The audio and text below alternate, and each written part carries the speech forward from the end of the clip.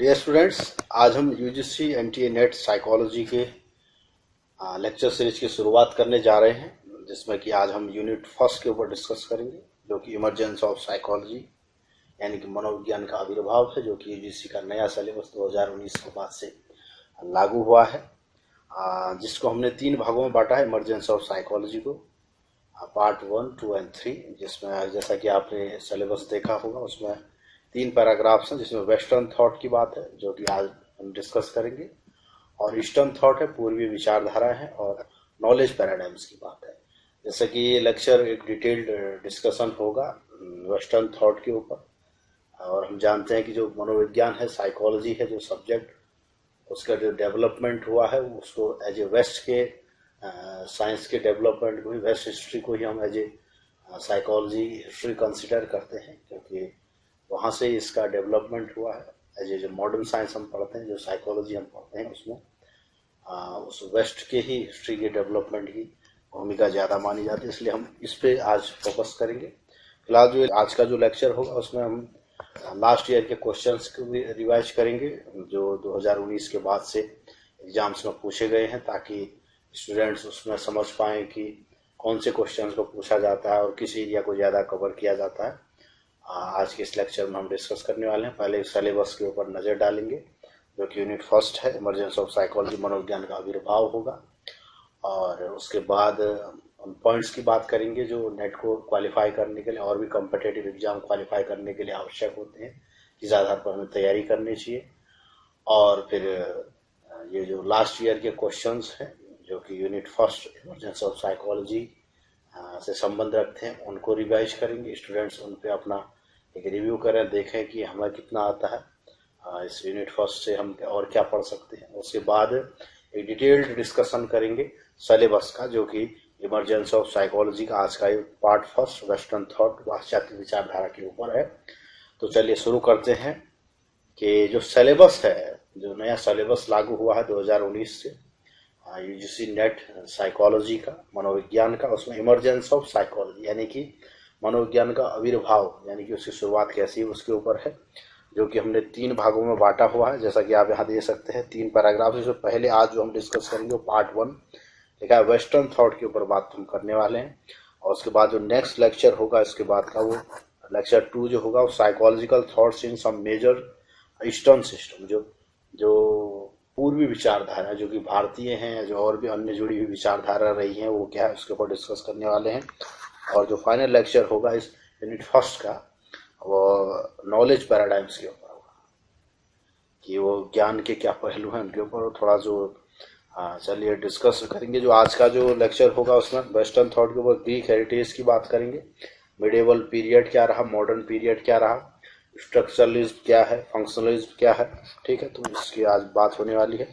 Psycho analytical approach क्या है, गेस्टाल्टिस्ट कौन रहे हैं, बिहेवियरिज्म कैसे विकास हुआ, ह्यूमनिस्टिक एग्जिस्टेंशियल क्या रहा, ट्रांसपर्सनल जो अप्रोच है, कॉग्निटिव है, कॉग्निटिव रिवोल्यूशन जो संज्ञानात्मक विचार आय क्रांति है उसका, और मल्टीकल्चरिज्म, और 4 founding paths of academic psychology में वुंड साफ का क्या योगदान है, फ्राइड हैं, और विलियम जेम्स रहे हैं, डिल्थे रहे हैं, उनके क्या योगदान रहे हैं, और जो इश्यूज रहे हैं psychology, crisis in psychology due to strict adherence to experimental analytical paradigms, जो लॉजिकल एम्पिरिसिज्म जिसको कहते हैं, वह क्या रहा है, और जो इंडिक इन्फ्लुएंसेस हैं वो तो हमारा नेक्स्ट लेक्चर होने वाला ही है। जो भारतीय प्रभाव है मनोविज्ञान में कैसे रहा, कैसे शुरुआत हुई है, क्योंकि जो मनोविज्ञान के जो जितने भी संप्रदाय हैं, जो भी कॉन्सेप्ट्स हैं साइकोलॉजी के जो हम पढ़ते हैं, उसका अगर मूल आप तलाशेंगे तो भारतीय मनोविज्ञान में ही मिलता है।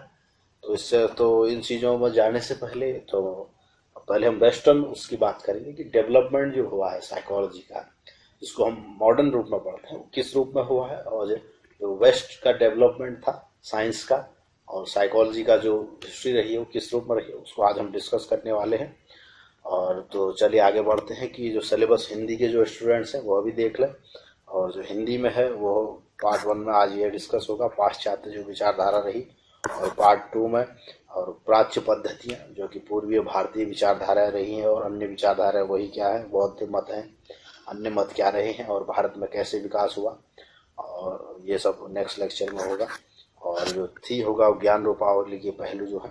तो आज का जो लेक्चर है उसमें हम आज इसको डिस्कस करने वाले हैं पाश्चात्य विचारधाराओं को, जिसमें यूनानी विरासत और ये सब बातें जो हैं आप यहाँ पर पढ़ लें कि मध्यकाल, आधुनिक काल, संरचनावाद, प्रकार्यवाद, मनोविश्लेषणवाद, गेस्टाल्टवाद, व्यवहारवाद, मानवतावाद या अस्तित्व परक जो रहे, परावैक्तिक संज्ञानात्मक परिक्रम जो है, बहुसंस्कृतिवाद जिसको मल्टीकल्चरलिज्म कहा गया है, शैक्षणिक मनोविज्ञान के जो संस्थापक रहे वुंड है, फ्राइड है, जेम्स है, डीथे हैं, और जो अन्य मुद्दे हैं उनकी बात है।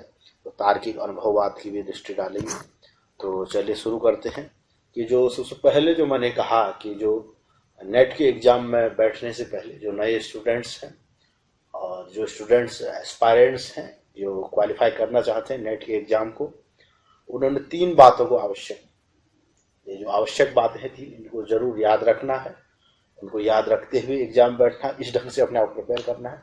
तो नेट ही नहीं और भी कई कॉम्पिटिटिव एग्जाम्स हम क्वालिफाई कर पाएंगे। जिसमें पहला होता है कॉन्सेप्ट का। किसी भी सब्जेक्ट को पढ़े, साइकोलॉजी पढ़े या किसी भी, कॉन्सेप्ट को जरूर क्लियर रखें, क्योंकि फैक्ट तो आप रटे हुए भूल सकते हैं, कॉन्सेप्ट आप कभी नहीं भूलते। इसलिए कॉन्सेप्ट को हमेशा याद रखें और कॉन्सेप्ट में ही फैक्ट्स बसाएं, तो निश्चित रूप से आपका जो याद होगा और वो काफी लंबे समय तक के लिए होगा और हमेशा के लिए होगा। और जो दूसरा फैक्ट्स का, जो भी नेसेसरी फैक्ट्स हैं उसको याद रखें। जैसे कंसेप्ट हमने जाना कि लर्निंग क्या है, मेमोरी क्या है, या हिस्ट्री कैसे डेवलप हुआ उस कंसेप्चुअल से, अर्ली ग्रीक फिलोसॉफी से लेकर वर्तमान तक का हमने उसको देखा, अपने उसमें मेमोरी में बैठाया, अपने संपत्ति या कंसेप्ट में उसको बैठाया। तो उसके बाद फैक्ट्स को भी याद रखना जरूरी होता है, किस समय में क्या डेवलप हुआ, किस विचारधारा के कौन प्रतिपादक रहे हैं, यह सब बातें फैक्ट्स से जुड़ी है। और जो फाइनल बात है प्रैक्टिस की बात है। अब जितना प्रैक्टिस करेंगे, रेगुलर प्रैक्टिस में रहेंगे, लास्ट ईयर के क्वेश्चन पेपर्स को प्रैक्टिस करेंगे और यूपीएससी अन्य रिलेटेड एग्जाम्स के क्वेश्चंस को जितना प्रिपेयर प्रैक्टिस करेंगे उतना ही आप एग्जाम क्वालिफाई करने के करीब होंगे, क्योंकि अल्टीमेटली हमने एग्जाम ही क्वालिफाई करना है।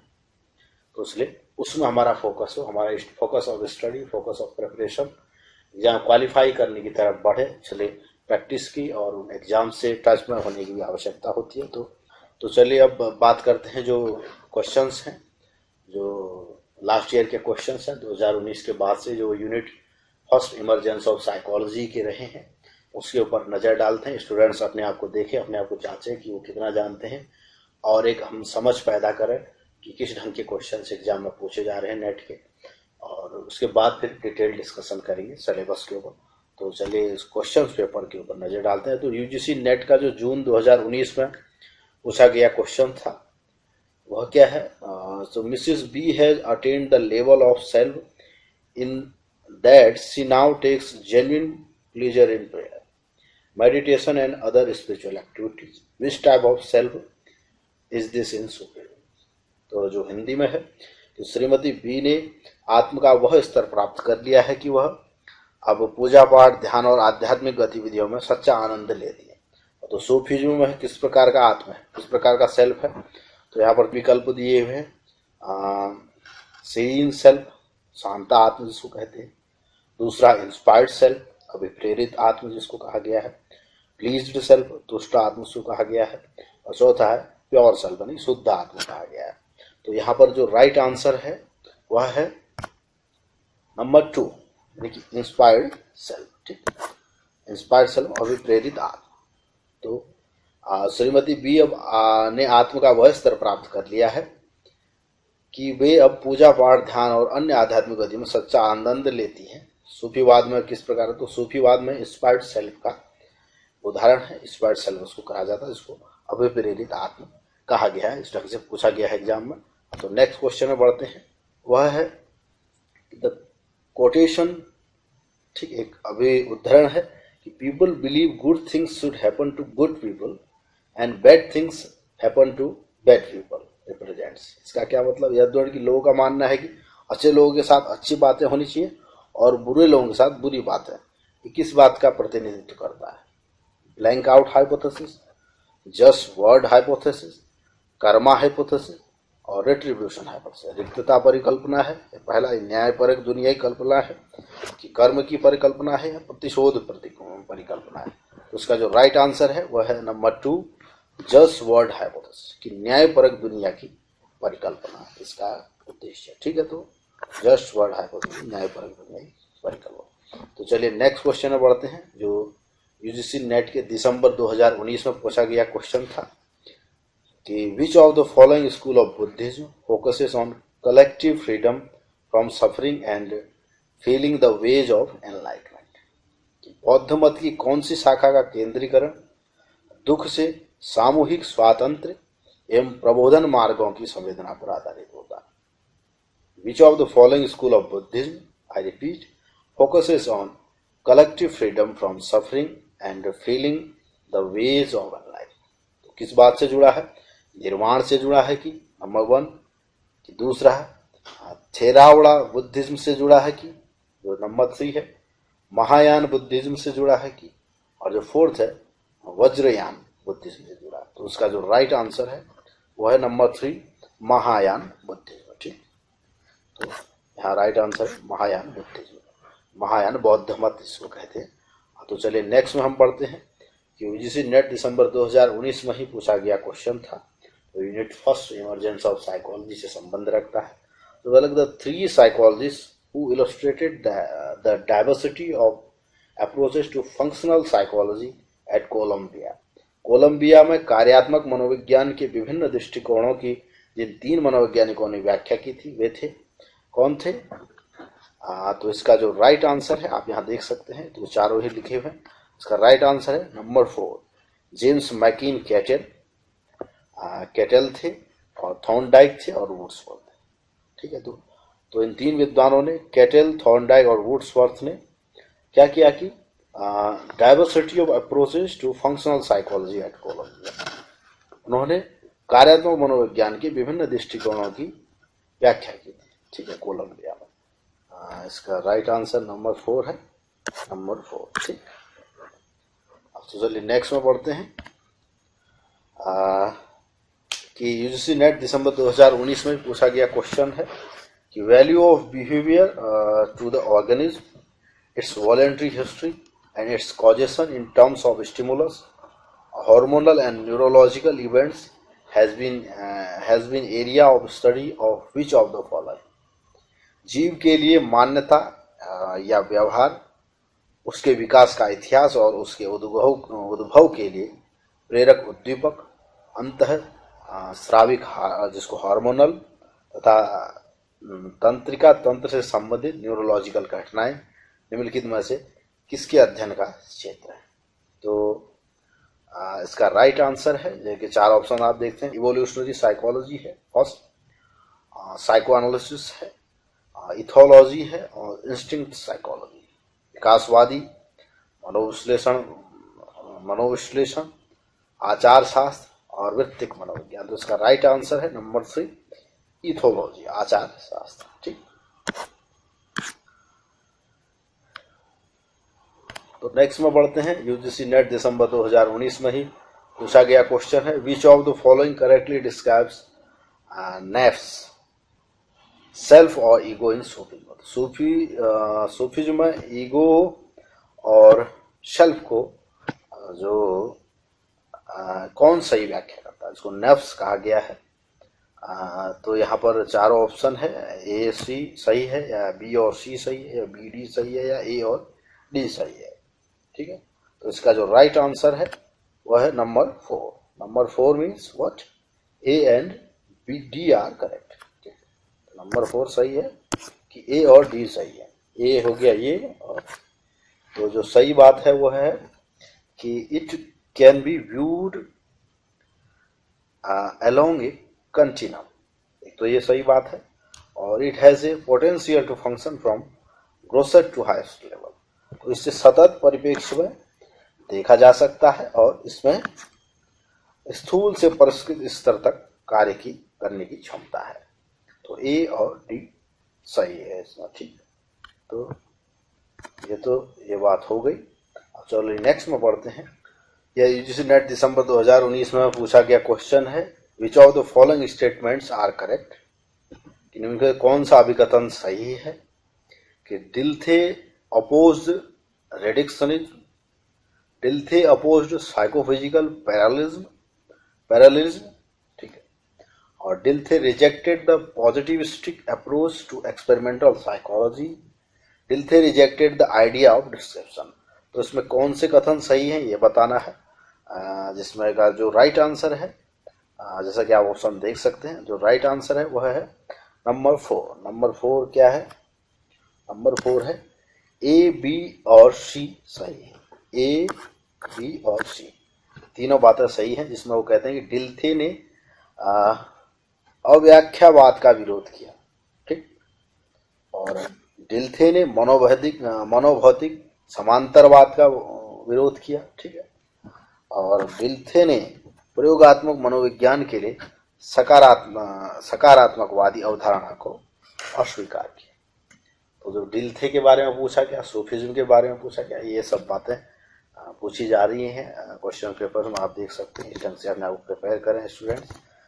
तो जो नेक्स्ट के ऊपर बढ़ते हैं, वह दिसंबर 2019 में ही पूछा गया था question. Which of the following are true as per Brentano's concept of phenomenology. उसके ऑप्शंस हैं, outer objects can be perceived only. Number A, mental experiences can be perceived only. Option C, feelings and willings be combined in one category. And option D is outer objects can be both perceived and experienced. तो उसका जो right answer है, वह number 3। Number 3 कहता है कि B, C और D सही है, ठीक। तो बी, सी और D, B, C and D are correct. कि इनका जो ब्रेंटनो साहब का मानना था कि प्रत्येक मनोविज्ञान की अवधारणा के अनुसार निम्नलिखित में से कौन सा कथन सही है। तो उन्होंने माना कि बी, मानसिक अनुभवों का केवल प्रत्यक्षीकरण हो सकता है। तो इन्होंने ये बात मानी। अनुभवों तथा इच्छाओं को एक ही श्रेणी में सम्मिलित किया जा सकता है। और नंबर जो डी है वह है कि बाह्य वस्तुओं का प्रत्यक्षीकरण तथा अनुभव दोनों किए जा सकते हैं। यह इनका मानना रहा, बी, सी और डी। अब तो नेक्स्ट में बढ़ते हैं। दिसंबर 19 में ही इसको पूछा गया है, इस क्वेश्चन को, यूजीसी नेट साइकोलॉजी के, जो उससे संबंध रखता है हमारे unit first emergence of psychology के। मैच करना, match the given concept in the list first with description given in the list 2। तुरीयावस्था,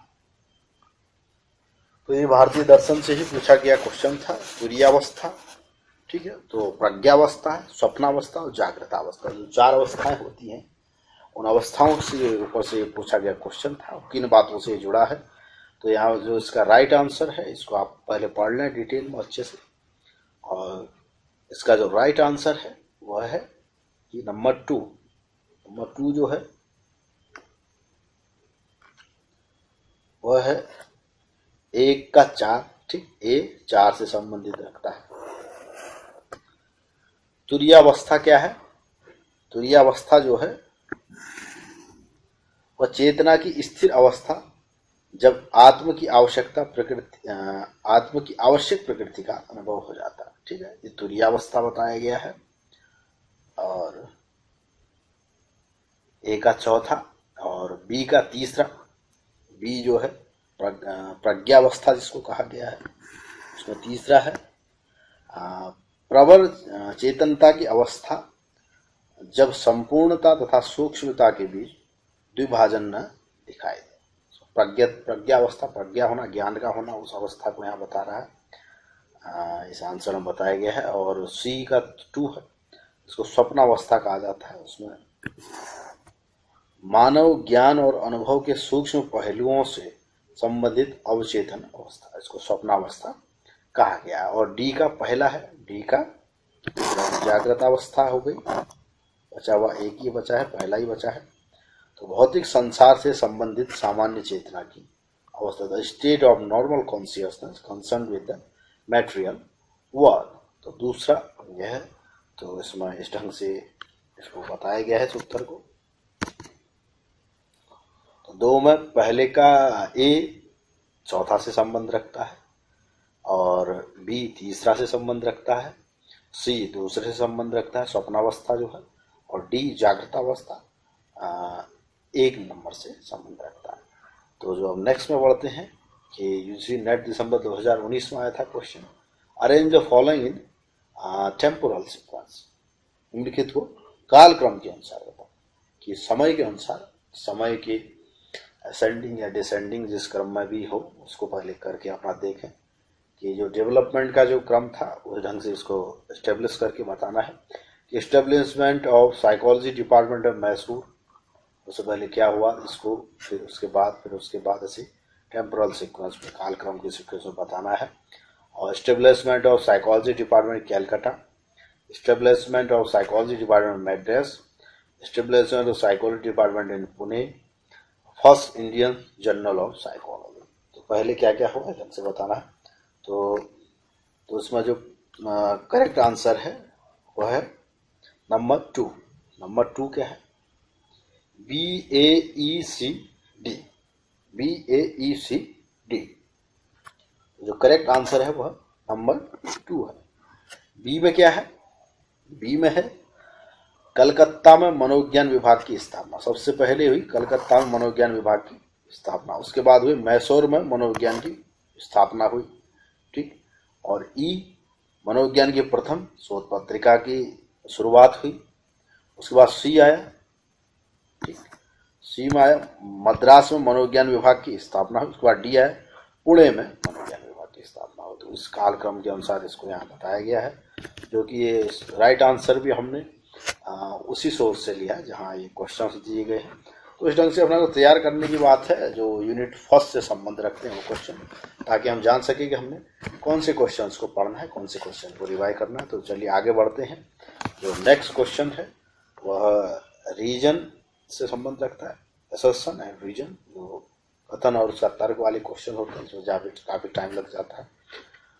तो given below are two statements, one is labeled as assertion and other is labeled as revision. तो philosophically the word pragmatism emphasis results rather than methods, ये तो कथन है। उसका reason है कि एक pragmatic view of science accepts methodological approaches to knowledge। तो उसमें क्या सही है? क्या ए और आर दोनों सही हैं और इसका करेक्ट एक्सप्लेनेशन है, जैसा कि एग्जाम में हम देखते हैं ऑप्शंस ए और आर दोनों सही है, लेकिन उसका आर करेक्ट एक्सप्रेशन नहीं है ए का। और 3 ए सही है लेकिन आर गलत है। और नंबर 4 ए फॉल्स है और आर ट्रू है। तो इसमें से जो सही आंसर है वह है नंबर 2, ठीक। नंबर 2 है कि ए और आर दोनों सही हैं, लेकिन जो आर है वो ए का करेक्ट एक्सप्लेनेशन नहीं है। इसका मतलब यह है कि दार्शनिक दृष्टि से व्यावहारिकता शब्द परिणाम पर बल देता है, न कि पद्धति पर। और विज्ञान का व्यावहारिक दृष्टिकोण ज्ञान के लिए पद्धतिपूर्ण अधिगम को स्वीकार करता है। बातें दोनों सही है, लेकिन आर जो है, रीजन जो है ए का सही तर्क प्रस्तुत नहीं कर सकता है, ए को सही रूप से व्याख्या नहीं करता है। यह यहाँ पर आंसर है इस बात का। चलिए नेक्स्ट में बढ़ते हैं, अपने सिलेबस को डिस्कस करते हैं। जो कि हमारा सिलेबस है इमरजेंसी ऑफ साइकोलॉजी का, उसको हम डिटेल डिस्कशन देने की कोशिश करेंगे। इसके अलावा भी स्टूडेंट अपने सोर्सेज से इस सोर्स को पढ़ें, देखें। थोड़ा बुक्स में बताऊंगा जो इससे जुड़ी हुई है, जिसको स्टूडेंट्स पढ़ सकते हैं इंग्लिश हिंदी में।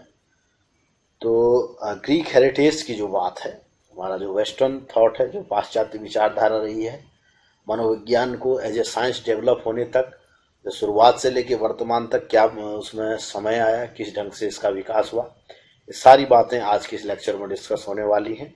तो सबसे पहले बात करेंगे कि ग्रीक हेरिटेज, मिडेवल पीरियड क्या रहा और मॉडर्न पीरियड क्या है, यूनानी विरासत, मध्यकाल और आधुनिक काल। तो ग्रीक हेरिटेज जिसको कहते हैं, जो ग्रीक दार्शनिक थे 3, सुकरात, प्लेटो और अरस्तु, उनसे संबंध रखती है यह बात। जो BC ईसा से पूर्व के विद्वान हैं, क्योंकि ये जैसा कि हम देखते हैं हर किसी सब्जेक्ट्स में और भी साइंसेस में जब भी उनकी हिस्ट्री की बात आती है तो इन विद्वानों का नाम जरूर आता है, क्योंकि जो इनका काल रहा है, इनका टाइम रहा है, वह थोड़ा सा वैज्ञानिक बात इनके सिद्धांतों में, इनके दर्शन में देखने को मिली। तो यहाँ से इनके, इसलिए हर किसी सब्जेक्ट की शुरुआत में हिस्ट्री में इन विद्वानों को जरूर पढ़ा जाता है। तो ऐसे ही साइकोलॉजी में भी इन विद्वानों को पढ़ा सुना जाता है। तो जो शॉर्ट हिस्ट्री को यहाँ पर मैं थोड़ा सा देने की कोशिश करूँगा या देना चाहूँगा, क्योंकि जब भी हम बात करेंगे विकास की तो बिना हिस्ट्री के जाने हम नहीं कर सकते, नहीं समझ सकते। तो कॉन्सेप्ट को समझने के लिए ये जानना आवश्यक होता है। तो जो एबिंगहॉस विद्वान थे उनका मानना था कि psychology has a long past but short history. कहते हैं कि साइकोलॉजी का पास्ट तो बहुत लंबा है, जैसे कि अब ग्रीक हिस्ट्री की बात कर रहे हैं, यहाँ भी साइकोलॉजी की बातें हैं, और भारतीय मनोविज्ञान में भी काफ़ी समय पहले से बातें रही हैं इसकी, इससे पहले अगर इसको ले जाएं भारतीय दर्शन की बात करें तो। लेकिन ये जो इसकी हिस्ट्री है, जो इसका डेवलपमेंट हुआ है, जो सेपरेट डिपार्टमेंट ये शुरू हुआ है, जो सेपरेट सब्जेक्ट इसकी शुरुआत हुई है, वो लगभग 150 साल पहले ही हुई। 1879 में जब लिप्जिग यूनिवर्सिटी में विलियम वुंट ने इसकी शुरुआत की ऑफिशियल, तब से इसको एज ए इंडिपेंडेंट सब्जेक्ट पढ़ा जाने लगा, एज ए साइंस इसको कंसिडर किया जाने लगा। तो इससे पहले तक इसका हम पढ़ते तो हैं, सुनने में भी आता है मनोविज्ञान की बातें, लेकिन जो इसका हिस्ट्री हुआ, जिसकी ऑफिशियल शुरुआत हुई, वो 150 साल, लगभग 150 साल पहले हुई है। इसलिए एबिंगहॉस साहब कहते हैं कि psychology has a long past but short history. Past तो बहुत लंबा है, अतीत बहुत लंबा है, लेकिन इतिहास बहुत छोटा है, ऐसा कहते हैं। तो psychology word derives from the Greek roots psyche plus logia. अब जैसे वर्ड मीनिंग की बात करें कि साइकोलॉजी जो शब्द है वो ग्रीक रूट से उत्पत्ति हुई है, जिसकी काफ़ी और भी शब्दों का हम सुनते हैं, ग्रीक से शुरुआत हुई है। साइकी प्लस लॉजिया, जिसमें साइकी का मतलब सोल, स्पिरिट या आत्मा से है, और लॉजिया स्टडी और रिसर्च। तो आत्मा या सोल या और स्पिरिट का, उस मन तत्व का अध्ययन है, उसका रिसर्च है, और साइकोलॉजी है। ऐसा तो वर्ड मीनिंग के आधार पर हम समझ सकते हैं इसको। और जो नेक्स्ट की बात करें कि सुकरात के दर्शन, जो 469 बीसी से 399 बीसी तक इनका जीवन चक्र माना जाता है और रहे हैं, उस समय के विद्वान हैं। Also called the first social scientist, इनको फर्स्ट सोशल साइंटिस्ट कहा जाता है। इन्होंने साइकी के कंसेप्ट के ऊपर जोर दिया, सोल और आत्मा की इनके दर्शन में बात देखने को मिलती है, जहाँ से मनोविज्ञान के थोड़ा सा मनोवैज्ञानिक टच मिला विज्ञान को। और उसके बाद इनके शिष्य आए प्लेटो 427 से 347 बीसी में। उन्होंने ड्यूअलिज्म की बात की, द्वैतवाद जो इनके दर्शन का है। द्वैतवाद जो भारतीय दर्शन का द्वैतवाद नहीं है, जो हम बात करेंगे आगे नेक्स्ट लेक्चर्स में, लेक्चर नंबर 3 में, इसका जो 3rd पार्ट होगा नॉलेज पैराडाइम में, द्वैतवाद अलग है, इससे जोड़ के नहीं देखना चाहिए। यहाँ पर ये मानते हैं कि soul could exist separately from the, soul और बॉडी दो अलग स्ट्रक्चर की बात करते हैं वहाँ पर ये। और जो भारतीय दर्शन का द्वैतवाद अलग है, इससे जोड़ के नहीं देखना चाहिए। तो प्लेटो साहब ने भी थोड़ा मनोवैज्ञानिक, थोड़ा उसकी बात आई इनके दर्शन से। और उसके बाद अरस्तु आए, अरिस्टोटल आए, प्लेटो के शिष्य थे। अब इन सारी बातों को डिटेल में डिस्कस करेंगे, लेकिन थोड़ा सा एक ब्रीफिंग करने की आवश्यकता है यहाँ पर, इसलिए बता रहा हूँ। तो जो प्लेटो के शिष्य अरस्तु आए, उनने माना कि रिलेशनशिप की उन्होंने बात की, सोल और बॉडी का रिलेशनशिप इन्होंने देखा। इन्होंने जैसे कि अपने गुरु की ही बात, प्लेटो की ही बात को आगे बढ़ाया। उन्होंने कहा कि जो ये है, सोल है चाहे बॉडी है, एक अंडरलाइंग स्ट्रक्चर एक ही है, मतलब स्ट्रक्चर की अंडरलाइंग है दोनों चीजें। सोल है चाहे बॉडी है तो दो सेपरेट चीजें, लेकिन है एक ही बात, आपस में जुड़ी हुई बात है। इन्होंने इस बात की। तो उसके बाद मेडिएवल पीरियड आ जाता है, इसकी अभी हम आगे चर्चा करने वाले हैं। और रिनेसेंस का पीरियड आता है, पुनर्जागरण काल आता है। तो उसी टाइम के विद्वान रहे हैं रेने डेकार्टे रहे हैं, और जो 17th सेंचुरी 17वीं सदी के उसके विद्वान रहे हैं। 17th सेंचुरी के फ्रेंच फिलोसोफर थे, मैथमेटिशियन थे रेने डेकार्टे। उन्होंने प्लेटो की बात को ही थोड़ा आगे बढ़ाया और उन्होंने थोड़ा साइंटिफिक उसको बात देने की कोशिश की। यहाँ से रेने डेकार्टे के कामों से मनोविज्ञान में थोड़ा सा वैज्ञानिक टच शुरुआत हो जाती है इनके कामों से। उन्होंने ग्लैंड की बात की। उन्होंने कहा कि क्वीनियल ग्लैंड होता है हमारे ब्रेन में, जो बेस ऑफ द ब्रेन है उसमें होता है। लेकिन हालांकि आधुनिक विज्ञान तो इससे सहमत नहीं होगा, कि उन्होंने कहा यही जो है वो सीट ऑफ द सोल है, आत्मा की सीट यही है, जो स्मॉल ऑर्गन है at the base of the brain. Brain के जो बेस में जो स्मॉल ऑर्गन है वो पीनियल ग्लैंड है, वही सीट ऑफ द सोल, इसी में ही आत्मा रहती आता बैठती, ऐसा इनका मानना था। क्योंकि जो भी अगर विज्ञान को हटा दें, विचार करें, तो कोई भी ये समझेगा मस्तिष्क एरिया से कुछ न कुछ हमें चला रहा है, गवर्न कर रहा है। तो इनका अनुमान था, जैसे भी इन्होंने इस बात को सोचा समझा बताया, तो यहाँ से थोड़ा सा इनके दर्शन में और भी इनकी बातें हैं जो वैज्ञानिक हैं, जिसमें एक मैंने और भी लेक्चर दिया हुआ है, और प्लेलिस्ट को आप विजिट कर सकते हैं। चैनल की प्लेलिस्ट है theories and systems of psychology के अंदर रेने डेकार्टे को और भी चार लेक्चर्स हैं, उसमें सारी इन बातों का डिटेल व्याख्यान है, डेवलपमेंट के ऊपर, स्कूल्स के ऊपर और रेने डेकार्टे अन्य विद्वानों के ऊपर। उसको भी देखें, विजिट करें डिटेल में इसको समझने के लिए। और गुस्ताव फेक्नर आते हैं उसके बाद में, फिजिशियन थे, फिजिसिस्ट थे। उन्होंने कुछ एक्सपेरिमेंट्स की जो परसेप्शन के ऊपर थे 1860 में।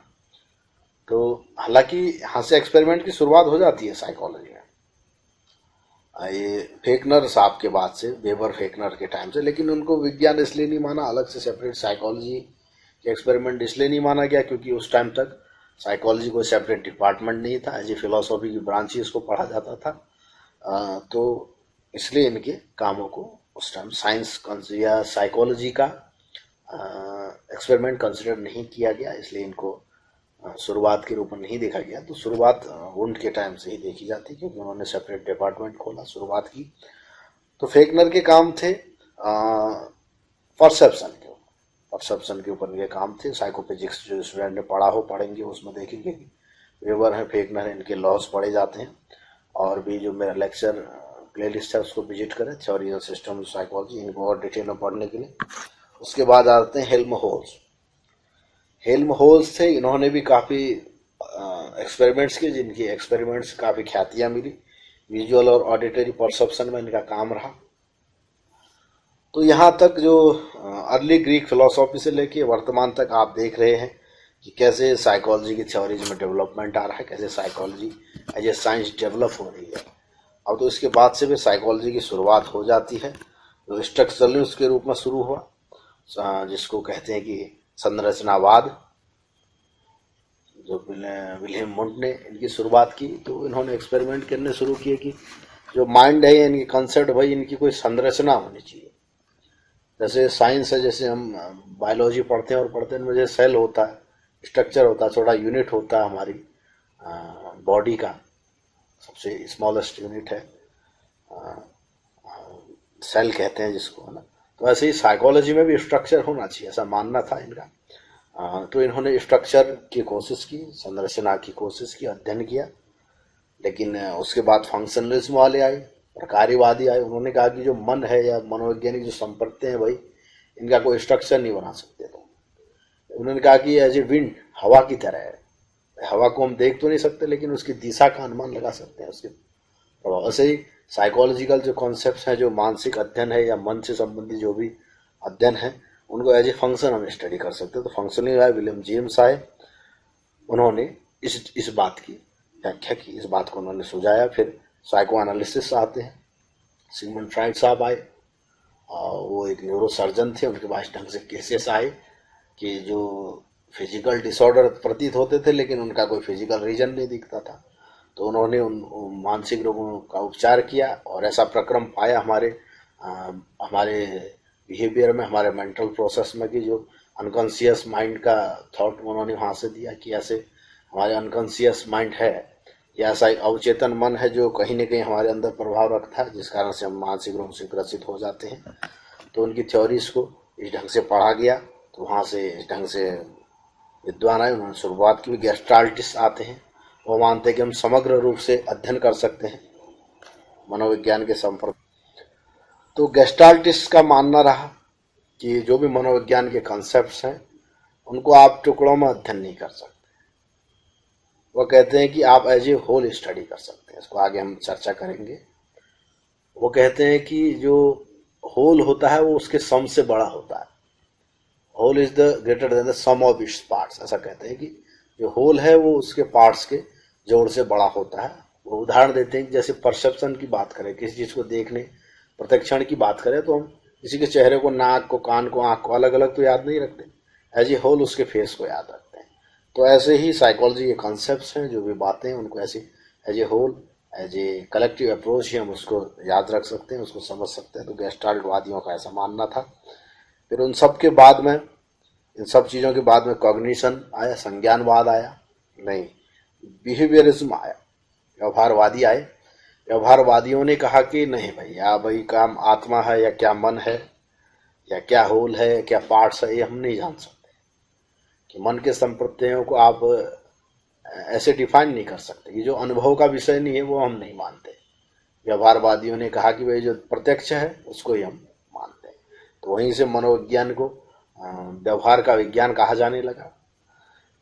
कि जो व्यवहार है, जो बाह्य दृष्टिगत है, जो हमारा व्यवहार है वही हमें प्रदर्शित है, उसी का हम अध्ययन कर सकते हैं, उसी को वैज्ञानिक ढंग से समझ सकते हैं। क्योंकि अचेतन मन है कि नहीं है उसको हम प्रूफ नहीं कर सकते। लेकिन व्यवहार तो बाहरी है, दिख रहा है। किसी स्टिमुलस को प्रति हम रिस्पॉन्स कर रहे हैं, कोई ऐसी बात है जिसके प्रति हम रिस्पॉन्ड कर रहे हैं, तो उस ढंग से व्यवहार को हम समझ सकते हैं। तो व्यवहारवादियों ने, जे.बी. वाटसन साहब ने इसकी शुरुआत की। तो व्यवहारवाद आया, लेकिन उसके बाद व्यवहार तो है ठीक है, व्यवहारवाद को काट नहीं जा सकता था। तो उन्होंने कहा संज्ञानवादियों ने कि भाई मानसिक प्रक्रम भी है, उसको भी अध्ययन किया जाना चाहिए, जैसे इंटेलिजेंस है, मेमोरी है और भी बातें हैं। तो इन्होंने व्यवहारवाद में इसको जोड़ा। व्यवहारवादी संज्ञानवादी विचारधाराएं हैं जो अभी वर्तमान में मनोविज्ञान का कोर है, एक विशिष्ट एक सब्जेक्ट मैटर है साइकोलॉजी का। इसलिए साइकोलॉजी को बिहेवियर एंड मेंटल प्रोसेस का विज्ञान ही कहा जाने लगा तब से, अभी भी यही माना जाता है। लेकिन इसके बाद फिर ह्यूमनिस्टिक आए, मानवतावादी लोग आए। उन्होंने माना कि ठीक है, व्यवहार है, संज्ञान है, सारी बातें हैं, लेकिन मानव सबसे पहले एक मानव है, उसमें अपना पोटेंशियल है, उसमें अपनी इच्छा शक्ति है, अपना एक इंडिविजुअल है वो। यानी कि आप सबको जानवरों में एक्सपेरिमेंट करें, मानवों में लागू कर दें, ये किसी मशीनरी की तरह आप उसके पार्ट्स बनाने लगे, उसको ऐसे अध्ययन करने लगे नहीं। तो मानवतावादियों ने माना कि ह्यूमनिस्टिक अप्रोच की बात की, मानवतावाद की बात की। उन्होंने कहा कि सेल्फ एक्चुअलाइजेशन तक पहुंचने की इच्छा शक्ति रखने वाला मानव है। नीड हायरार्की की बात की, पॉजिटिव रिगार्ड्स की बात की, पर्सन सेंटर्ड अप्रोच की बात की उन्होंने। तो यहाँ से इन जो मॉडर्न साइकोलॉजी का डेवलपमेंट हुआ, तो यहीं से स्ट्रक्चरलिज्म से लेके अभी तक इसको देखा जाता है। तो यहाँ इसकी बात हो जाती है। तो ये तो एक शॉर्ट हिस्ट्री थी साइकोलॉजी की वर्तमान में पहुंचने तक की शॉर्ट है। और जो बर्निंग जो साइकोलॉजी का टॉपिक है, पॉजिटिव साइकोलॉजी का है, जिसमें काम हो रहा है, जो मानवतावाद से जुड़ा हुआ है, कि धनात्मकता को अध्ययन करने की बात। क्योंकि जो साइकोलॉजी का फोकस रहा वो क्योरेटिव रहा, उपचारात्मक रहा, कि क्योर कैसे हो, मेंटल डिजीज कैसे हो। तो एक न कहीं नेगेटिविटी ज्यादा देखने को मिली, साइकोलॉजी डिसऑर्डर्स की बात हुई। तो एक जो वर्तमान में मनोवैज्ञानिक आए, मार्टिन सेलिगमन, ब्लड हेल्पलेसनेस की थ्योरी है। उन्होंने कहा कि नहीं भाई, पॉजिटिविटी भी है, पॉजिटिव वेलनेस को बढ़ाने की ओर क्यों ना ध्यान दें हम। वेलनेस बढ़ेगा तो मानसिक रोग होंगे ही नहीं। तो ये सारी बातें भी पॉजिटिव साइकोलॉजी का, जिसके ऊपर मैं लेक्चर डाल चुका हूँ, प्लेलिस्ट को विजिट कर सकते हैं आप। तो अब आगे बढ़ते हैं, फिलहाल इसको डिटेल डिस्कशन करते हैं इन सारी बातों का, क्योंकि हमने जो पढ़ना है तो फिर एग्जाम के दृष्टिकोण से पढ़ना है, कॉन्सेप्ट और फैक्ट्स को रिवाइज करते हुए, याद करते हुए चलना है आगे। तो जो अर्ली ग्रीक फिलोसॉफी रही है, इसको हेलेनिक पीरियड कहा है, 600 बीसी से 322 बीसी के बीच ये रही है। तो उसमें जो मूल और काफ़ी विद्वान है, जैसा कि आप यहाँ पर देख सकते हैं, थेल्स हैं, पाइथागोरस हैं, डेमोक्रिटस हैं, हिप्पोक्रेट्स हैं, प्रोटेगोरस हैं, गोर्जियास हैं, जेनोफेन्स हैं। ये सारे ही विद्वान अर्ली ग्रीक फिलोसोफर रहे हैं। बट हम यहाँ पर 3 विद्वानों की बात करेंगे जो कि मुख्य है, कि ऐसे डिस्कस करने लगे तो फिर बहुत लंबा ये टॉपिक हो जाएगा। फिलहाल जो मुख्य बातें हैं जो ज़्यादातर पूछी जा सकती हैं और समझने और याद करने योग्य हैं, उन बातों को यहाँ डिस्कस होगा किया जाएगा। तो जो सोक्रेटिस थे, उनकी क्या मुख्य बातें, उनका मैं डिस्कस करूंगा यहाँ पर। जैसा कि मैं अभी नेक्स्ट प्रीवियस स्लाइड में बात कर चुका हूँ कि 470 से 399 बीसी तक यह रहे। उनका in his search of truth Socrates used a method sometime called inductive definition. तो इंडक्टिव डेफिनेशन की इनकी बात मिलती है इनके दर्शन में, which started with an examination of instances of such concept as beauty, beauty की बात, प्रेम की बात, जस्टिस की बात, ट्रूथ की बात, and then moved on to such questions as what is it that all instances of beauty have in common। तो inductive definition की बात, सोक्रेटिस के सिद्धांत में देखने को मिलती है, जो मनोविज्ञान से जुड़ी है। लव जस्टिस ट्रूथ की बात उनके दर्शन में यही है, जो अर्ली ग्रीक फिलोसोफर है। तो उनके बाद उनके शिष्य प्लेटो आते हैं, ठीक, 427 से 347 BC। तो उनकी थ्योरी ऑफ फॉर्म्स और आइडिया कहती है everything in the empirical world is the manifestation of a pure idea. वो कहते हैं जो भी दिख रहा है एम्पेरिकल वर्ल्ड में प्योर आइडिया का ही मैनिफेस्टेशन है, उसकी अभिव्यक्ति है। दैट एग्जिस्ट इन एब्स्ट्रैक्ट, जो एब्स्ट्रैक्ट है, अव्यक्त है, ठीक। तो मैनिफेस्ट प्योर फॉर्म और आइडिया है वो।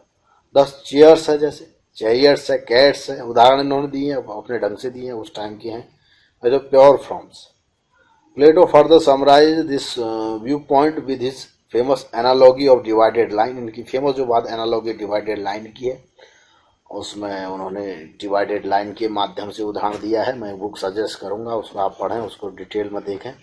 और in the allegory of the cave, allegory of the केव की बात कही है इन्होंने कि अज्ञानता से कैसे समस्याएं पैदा होती हैं, या अज्ञानता में कैसे फंसा रहता है। ये सब बातें हैं, थोड़ा फिक्टिशियस भी है, थोड़ा सा उसमें साइंटिफिक टच भी है, वो सब बातें देख सकते हैं आप। तो Plato described fictitious prisoners who have lived in their entire lives in the depth of cave। तो डेप्थ ऑफ केव में रहे, मतलब अज्ञान में रहे, वैसे उनकी बात है इसमें एलेगोरी ऑफ द केव में। According to Plato reminiscence theory of knowledge, all knowledge is innate. वो कहते हैं सारे नॉलेज जन्मजात हैं, can be attained only through introspection. वो कहते हैं इंट्रोस्पेक्शन से, अंतर निरीक्षण से ही अध्ययन किए जा सकते हैं। क्योंकि जो उस टाइम का रहा है, इंट्रोस्पेक्शन की बात प्लेटो ने उतने पहले कह दी है। फिर भी जो वुंड साहब था, उनका भी जो स्टडी मेथड था इंट्रोस्पेक्शन मेथड ही रहा है। हालांकि वर्तमान में तो उसको मानते नहीं कि अंतर्निरीक्षण के माध्यम से हम उसको स्टडी करें, साइकोलॉजी का स्टडी, ऑब्जर्वेशन एम्पेरिकल मेथड को ही ज़्यादा मान्यता दी जाती है। और जो प्लेटो साहब का मानना है which is the searching on one's inner understanding. और उसके बाद अरस्तु आए, उनके शिष्य, डी एनिमा उनकी फेमस बुक है। ये सारे फैक्ट्स हैं, इसको याद किया जाना चाहिए ताकि किस ढंग से पूछा जाए एग्जाम में। ऑन द सोल जिसे कहा जाता है, is considered to be the first history of psychology. First history of psychology इनकी बुक को माना जाता है। डी एनिमा है।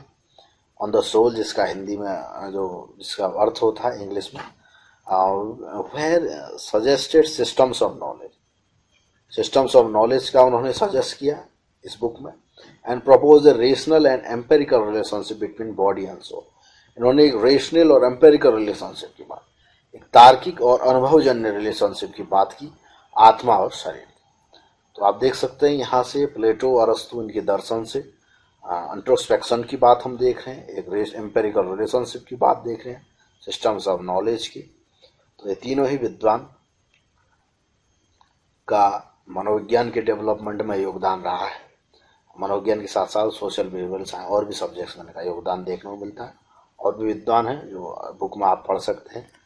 और इसके बाद मीडिएवल पीरियड आ जाता है, जिसको मध्यकाल कहा जाता है, जो 5th सेंचुरी से 15th सेंचुरी के बीच में है, 500वें सन से 1500वें सन के बीच में होता है, जो अरस्तु की डेथ के बाद से। तो रोमन्स से invaded Greek territory and this time of great personal strive, complex and abstract philosophies were of little comfort. A more worldly philosophy was needed, a philosophy that addressed the problems of everyday living। तो उस समय की जो philosophy रही कि भाई आत्मा है, शरीर है, या सारी बातें रिलेशनशिप की। तो मिडिवल पीरियड जो मध्यकाल है, वहाँ से कि जो एवरीडे लिविंग की प्रॉब्लम को एड्रेस करने की उन्होंने कोशिश की यहाँ से। तो इसको आप पॉज करके पढ़ भी सकते हैं, इस बातों को याद भी कर सकते हैं। तो the major questions were no longer, तो मेजर क्वेश्चन से शुरुआती उनकी कोई उतना अध्ययन नहीं होने लगा। तो what is the nature of physical reality, physical reality की बात होने लगी। और what how can humans know, but rather how is it best to life. तो जो नेचर ऑफ फिजिकल रियलिटी इन सबसे हटके एक अच्छे ढंग से कैसे जीना, इसके ऊपर बात होने लगी। What is the nature of good life, good life के ऊपर बात होने लगी। Then what emerged in response to the later questions were the philosophy of skeptics, cynics, Epicureans, Stoics and finally the Christians। तो इसके बाद इन सब विद्वान स्केप्टिक्स वगैरह और क्रिश्चियंस वगैरह के दर्शन का इसमें प्रभाव देखने को मिला इस पीरियड के अंदर, जिसमें डार्क एजेस की बात है, जिसमें historian mark the beginning of middle ages also known as dark ages. ठीक है, तो some historian mark the beginning of middle ages, तो शुरुआती जो मिडिल एजेस की शुरुआत थी, और विद्वानों ने इसको डार्क एजेस के रूप में कहा है। तो किस ढंग से रहा, वो क्या रहा, यहाँ पर इसको पढ़ सकते हैं। उसके बाद आ गए इस्लामिक और ज्यूस इन्फ्लुएंसेस आए, इस्लामिक दर्शन का प्रभाव देखने को मिला। उसमें क्या क्या बातें हैं जो मनोविज्ञान जुड़ी है। The dark ages are of course dark only with reference to the Western world, and during the same time Islam became a powerful force. Muhammad was born in Mecca in 570, and in the Middle Ages believers say he received a revelation from God instructing him to preach. He called his religion Islam, which means surrender to God. तो surrender to God होना ही इस्लाम का अर्थ है। तो इस ढंग से ये बातें आई, और his followers were called Muslim जिसको कहते हैं, इनके फॉलोअर्स बने मोहम्मद के। His teachings are contain in the Quran. Islam spread its incredible speed, and within 30 years of Muhammad's death in 632, the Muslim had conquered Arabia, Syria, Egypt, Persia, Sicily, Spain. Within 100 years after the Prophet's death, the Islamic Empire extended over an area larger than that of the Roman Empire at its peak. तो सारी बातें जो Islamic दर्शन की रही, उसमें मनोविज्ञान का प्रभाव आया उस काल के दौरान जो मिडिल एजेस में था। और डार्क एजेस की जैसे हमने बात कर ली ऊपर, कि डार्क एजेस में आप देख सकते हैं कि किस ढंग से इसमें प्रभाव देखने को मिला और कौन कौन से विद्वान से जुड़े रहे। उसके बाद आता है reconciliation of Christian faith and reason. तो जो बुक है रेफरेंस में आपको दूंगा बाद में, उसको और आप डिटेल में पढ़ें। तो in faith seeking understanding argued that Anselm, इन्होंने कहा कि the perception reason can and should supplement Christian faith. तो क्या परसेप्शन है, रीजन है, क्रिश्चियन फेथ को बढ़ाएं, ये बात इनके दर्शन में आई।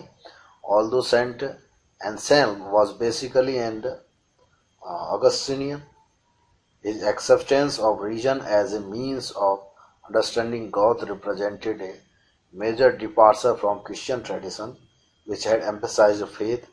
Saint Anselm exemplified how religion could be used within theology with his famous ontological argument for the existence of God. This is a complex argument, but essentially it says that if we can think about something must be causing the thought.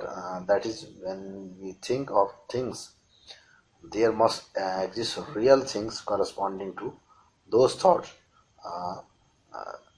Reification. तब तो next है, उसमें medieval period में ही स्कोलास्टिज्म आया। तो जो स्कोलास्टिज्म आया, the Holi wars had brought the western world into contact with the works of Aristotle and other Greeks. The reaction of the church to the recovered works from antiquity occurred in 3 stages, and finally efforts were made to modify the works, especially those of Aristotle, and in modified form. They were incorporated into church dogma. Some of the keenest minds in the history of Western thought took on the monumental task of the synthesizing Aristotle's philosophy and Christian theology, and showing what implications that synthesis had from living of one's life. This synthesis can to be called scholasticism. तो अरस्तु के सिद्धांतों से और जो बाद में जो आए क्रिश्चियंस, उनके सिद्धांतों के आपस में, उनके दर्शन में, उनकी थियोलॉजी से मिलके जो एक सिंथेसिस बन के आया, उसको स्कोलास्टिज्म का नाम दिया गया। स्कोलास्टिज्म उसको कहा गया। ठीक है, तो उसके बाद आ गए William of Ockham, a turning point. तो William of sometimes spelled Occam कहते हैं, a British born Franciscan monk, ये फ्रांसिसियन मॉन्क थे, accepted Aquinas division of faith and religion. तो डिवीजन ऑफ फेथ और रीजन का जो एक्विनास का थ्योरी था उनको एक्सेप्ट किया and then pursued the latter. Ockham believed that in explaining things not necessary assumptions should be made. In other words, the explanation should always be kept as parsimonious, simple as possible. तो ओकाम थे, एक monk थे फ्रांसिसियन. इनकी भी सिद्धांतों को medieval period के एक दार्शनिक, इनको भी विद्वान के रूप में देखा जाता है, जिनकी भी दर्शन में रीजन, फेथ, इन बातों का जिक्र देखने को मिला जो मनोविज्ञान से संबंध रखते थे. उस रूप में उनका अध्ययन हुआ. जैसे कि मिडिवल से रिनेसांस पीरियड तक, जैसे कि हमने उनकी बात कर ली डेकार्टे की, तब तक तो एक प्योर साइंटिफिक फॉर्म हम देखते नहीं साइकोलॉजी को. तो इनके दर्शन में कुछ मुख्य मुख्य बातें जो निकल के आती हैं उन्हीं का अध्ययन है. तो उसके बाद जो आते हैं तो स्पिरिट की बात है. उसके बाद जो आई बात the spirit of the times before the Renaissance. तो रिनेसांस के पहले का जो टाइम आया वो क्या स्पिरिट थी, क्या विचारधारा थी, उसके ऊपर यह बात है. तो middle ages advance slowly, the study of science began to reemerge, albeit as something on an anomaly to the prevailing paradigm of theology. Sultan notes Adelard of Bath, who traveled into the Arab world to bring back the world and forgotten sciences, and Robert Gossetti, who was the first chancellor of Oxford University. Oxford University के सबसे first chancellor थे जी Robert. तो Grosseteste wrote extensively about science including perception की बात की इन्होंने. तो first chancellor of Oxford University इन्होंने उसकी शुरुआत में, रिनेसेंस पीरियड की शुरुआत में 1175 से 1253 के बीच में इनका समय रहा. तो उन्होंने परसेप्शन से जुड़ी हुई बातें इनके उसमें देखने को मिलती हैं अध्ययन में. स्टूडेंट और जो एरिस्टोटेलियन मेथड ऑफ कंडक्टिंग साइंस और उसकी इनकी अरिस्टोटेलियन के मेथड से अरिस्टोटल उनके मेथड के अध्ययन और उनके कंडक्टिव साइंस की उनकी बात देखने को मिली इनकी अध्ययनों में. स्टूडेंट ऑफ ऑक्सफोर्ड के ही student Roger Bacon's interest in applied optics, creating telescopes and microscopes. तो जो परसेप्शन से ही जुड़े मुद्दे हैं और जो ऑप्टिक्स से जुड़ी बातें थी उनकी, केमिस्ट्री से explosives and even flight went too far and he was imprisoned for sorcery. तो and in a clear anticipation of the modern computer, Raymond Lull conceived of and built machines that would apply Aristotelian logic to help convert Muslims and Jews to Christianity. तो यहाँ से renaissance के just renaissance यानी कि पुनर्जागरण काल जिसको कहते हैं, उसकी शुरुआत से जस्ट पहले के विद्वान आए जो चांसलर भी रहे पहले, रॉबर्ट ग्रोसेटिस्टी जिनको कहा जाता है. तो उसके बाद आगे बढ़ते हैं रिनेसेंस पीरियड जो 14th सेंचुरी से 16th सेंचुरी के बीच इसका समय माना जाता है. इसको पुनर्जागरण का भी काल कहते हैं. पुनर्जागरण में रिबर्थ कि साइंटिफिक जो बातें थी, जो साइंस था, जो फिलोसॉफी थी, उनका रिबर्थ हुआ, थोड़ा गॉड सेंटर्ड से ह्यूमन सेंटर्ड की और बढ़ी ये सारी बातें.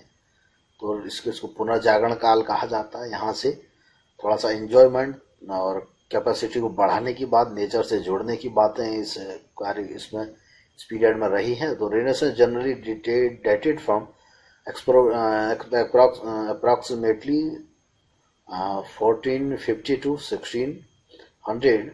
Renaissance means rebirth, and during this period, the tendency was to go back to the more open-minded method of inquiry that had characterized early Greek philosophy. It was a time when Europe gradually switched from being God-centered to being human-centered. तो Europe जो था God centred से हटके human centred होने लगा इस बीच में, इसलिए इसको रिबर्थ रिनेसेंस यानी पुनर्जागरण भी इसलिए इसको कहा जाता है. जो बातें थी गॉड में या उन बातों से हट के थोड़ा सा इसमें आई कि नेचर से कैसे जुड़े, अच्छा कैसे जिए, गुड लाइफ कैसे, ये सारी बातें. God existed, he was manifested in nature, therefore to study nature he was to study और उनका अगर भगवान है तो उन्होंने नेचर बनाया, तो नेचर को स्टडी करना मतलब गॉड को स्टडी है, ठीक। तो also because God had given humans the ability to create works of art, why not exercise that ability to the fullest, क्यों नहीं इन बातों को एक्सरसाइज करें, आर्ट को क्यों नहीं फुलेस्ट यूज करें। The new view was that there was more to humans and then their souls. They had sensory system, so why not use them? तो sensory system को क्यों ना यूज किया जाए, क्यों ना empirical study की जाए। They had reasoning power, so why not exercise them? हमारे पास reasoning power है, तर्क की क्षमता, तो उनको भी यूज किया जाना चाहिए, ठीक। And they had the capacity for enjoyment, हमारे पास enjoy करने की capacity है तो क्यों नहीं करें भाई। सारी बातें गॉड की दी हुई हैं तो सारा इनको यूज करना, तो गॉड का ही कहीं ना कहीं एक अध्ययन है ये सारी बातें इनके, तो इसलिए पुनर्जागरण कहा जाता है। तो एक रिवर्थ हुआ है इस काल में, साइंस में एक नया मोड़ देखने को मिला है, यहाँ से एक साइंस की शुरुआत मानी जाती है, जो मॉडर्न साइंस है उसका एक बैकग्राउंड यहाँ से देखने को मिलता है पुनर्जागरण काल से। तो after all God in his infinite wisdom must have given humans these attributes, attention was diverted from the heavens, heaven से हटके, जैसे where the medieval has focused ने बात की, वह हेवंस में ही बातें ज़्यादा मिली, जैसे कि हमने देखा ये सारी बातें जो आई हैं रिनेसेंस ये मिडिवल पीरियड में, हेवंस में और भी बातें हैं ऐसी, ठीक है, जो इस्लामिक प्रभाव है और भी प्रभाव रहे हैं दर्शनों के, क्रिश्चियन प्रभाव रहे हैं, ये सारी बातें रही। तो उससे हट के थोड़ा साइंटिफिक टच है, थोड़ा सा एक नेचुरल टच है, थोड़ा ह्यूमन सेंटर्ड बातें पुनर्जागरण के टाइम में आई हैं। तो must have given humans these attributes. Attention was diverted from the heavens, where the medievals had focused, to humans living in the world now. Where is this spirit of time better illustrated than in the work of the Renaissance humans? तो church authorities से जुड़ी हुई बातें हैं इसमें, renaissance पुनर्जागरण काल में, ठीक, और रिनेसेंस ह्यूमनिज्म से जुड़ी हुई बातें हैं, ये सारी बातें यहाँ पर लिखी हुई हैं, इसको पहुँच करके यहाँ पढ़ भी सकते हैं। कोपरनिकस, कैल्पर एंड गैलीलियो, ये सारी बातें भी इस टाइम की हैं, यहाँ से विज्ञान के बड़े बड़े वैज्ञानिक भी इस समय में रहे हैं, गैलीलियो है, कैल्पर हैं, कोपरनिकस हैं, ये सारे विद्वान इस काल में रहे हैं। तो इसमें थोड़ा सा दृष्टि डालेंगे इसमें। In the 2nd century AD जो टोलेमी है Greco Egyptian summarized the mathematicals and observational astronomy of his time and that of antiquity in his Almagest. The Ptolemaic system included the beliefs that the heavenly bodies, including the earth, were spherical in its and that the sun, moon and the planets travel around the earth in orbit that are circular and uniform. Although this system reflected the views of most astronomers, including those of Aristotle, there were exceptions. तो Galileo, कैल्पर और Copernicus, कैल्पर ये सब इस काल के विद्वान रहे हैं। और जो नेक्स्ट है उसमें आइजैक न्यूटन है। तो न्यूटन साहब का जो समय था 1642 से 1727 तक रहा। तो न्यूटन साहब के भी जो सिद्धांत रहे हैं उनका में भी कुछ प्रिंसिपल ऑफ नेचुरल फिलोसॉफी जो है, मैथमेटिकल प्रिंसिपल, वहाँ भी इनको थोड़ा झलक देखने को मिलती है। और फ्रांसिस बेकन रहे हैं, फिलोसोफर रहे हैं, जो इंग्लिश लिटरेचर उनको पढ़ा जाता है। तो इनका भी एक जीवन चरित्र यहाँ पर थोड़ा सा लिखा हुआ। और रेने डेस्क्रेट जो मैंने बात कही शुरुआत में भी, इनके दर्शन की बात हुई है, जो वेल्थी पेरेंट्स के चाइल्ड थे और वो एक मैथमेटिशियन भी थे, फिलोसोफर भी थे, साइकोलॉजिस्ट भी रहे हैं। was an intensely private person, was preferred solitude and avoided emotional attachment पे, तो इमोशनल अटैचमेंट से थोड़ा दूर रहते थे, सॉलिट्यूड रहते थे। At a time when his fame had begun to grow, he moved to Holland I. While he was there, he moved 24 times without leaving a forwarding address so that he would not be bothered. तो ये तो एक renaissance period रहा जिसमें विद्वानों का मैंने जिक्र किया है। अब इनका डिटेल में कि किस विद्वान का क्या योगदान रहा है, कैसे रहा है, उसका डिटेल डिस्कशन तो बुक के ही माध्यम से हो सकता है, जो आप बुक को पढ़ सकते हैं। क्योंकि इस वीडियो लेक्चर में मैं सारा ही जो वेस्टर्न थॉट्स हैं उनको एक रिवीजन, एक कवर देने की कोशिश करेंगे हम इसमें। तो फिलहाल सारे विद्वानों को लेना है। तो उसके बाद नेक्स्ट जो आ जाता है modern philosophical influences, pre scientific psychology 1601वें सन से 1850वें सन के बीच में इसको माना जाता है। जो मॉडर्न फिलोसॉफिकल इन्फ्लुएंसेस रहे या प्री साइंटिफिक साइकोलॉजी, साइकोलॉजी की एज ए साइंस शुरू होने से पहले जो फिलोसॉफिकल इन्फ्लुएंस रहे वो क्या रहे, और जिसमें जो मेजर जो 4 मुख्य बातें थी, 4 सिद्धांत थे, वो क्या थे। उसकी बात है जिसमें माइंड बॉडी प्रॉब्लम, मन है शरीर की समस्या ये रही है, जिसमें फेमस स्कॉलर्स इसके रहे हैं, रेने डेकार्टे रहे, ठीक, और गॉड फ्राइड रहे, बेनेडिक्ट स्पाइनोजा रहे, जिनके थॉट थे कि mind and body are separate. इनके सिद्धांत रहे कि mind and body are separate, mind और बॉडी अलग अलग है, मतलब उनका प्रभाव अलग है, मतलब संबंध भी है, अलग भी है, प्रभाव भी है, यह इनकी बातों में देखने को मिला।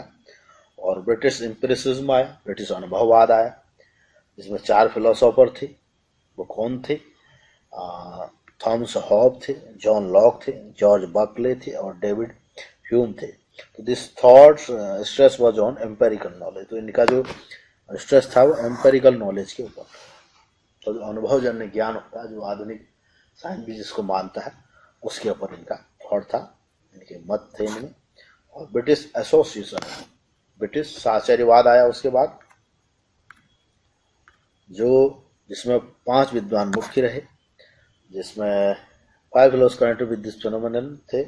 डेविड हॉटले थे, जेम्स मिल थे, जॉन स्टुअर्ट मिल थे, अलेक्जेंडर बाइन और हर्बर्ट स्पेंसर इसके रहे। और जो इनका मेन मेजर फोकस रहा, मेन थीम रही इनकी फेनोमेनन कि जो how various idea are associated and what are the law of association. उन्होंने कहा कि जो अलग अलग आइडियाज हैं, जो मत हैं, वो कैसे एसोसिएटेड हैं, और लॉ ऑफ एसोसिएशन इन्होंने दिया इन विद्वानों ने, जिसको ब्रिटिश साहचर्यवाद, ब्रिटिश एसोसिएशनिज्म भी कहा गया। उसके बाद नेटिविज्म आया, सहजवाद आया, जिसमें that is Germany psychology before 1850। 3 philosopher connected with phenomenon जो थे एमेनुअल कांट थे, जॉन हर्बर्ट थे एंड हरमैन लोडजे थे।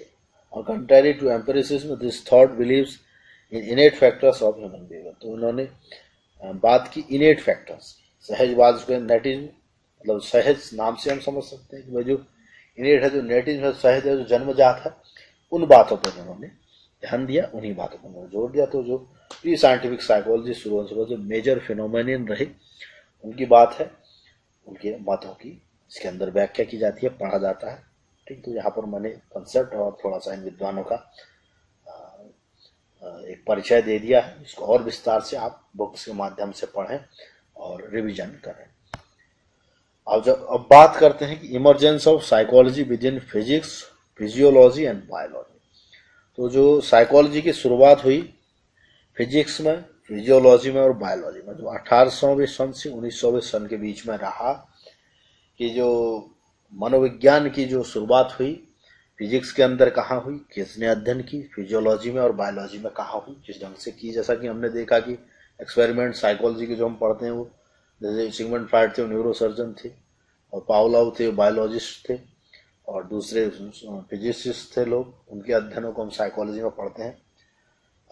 तो वहाँ से कैसे शुरुआत हुई, किस ढंग से लोगों ने अध्ययन किया और साइकोलॉजी से कैसे उसको जोड़ा, सब बातें थी। क्योंकि साइकोलॉजी तब तक as a separate department, as subject, separate subject पढ़ा जाता नहीं था, इसलिए इसको यहाँ तक साइकोलॉजी को सेपरेट सब्जेक्ट माना नहीं इन विद्वानों के अध्ययन को। उस टाइम साइकोलॉजी या इन विद्वानों को साइकोलॉजी से जोड़ के नहीं देखा गया उस टाइम, लेकिन वर्तमान हम पढ़ते हैं क्योंकि साइकोलॉजी के एज ए डिपार्टमेंट डेवलप होने से पहले भी विद्वानों की साइंटिफिक स्टडीज रही हैं, जो वर्तमान साइकोलॉजी संबंध भी रखती हैं।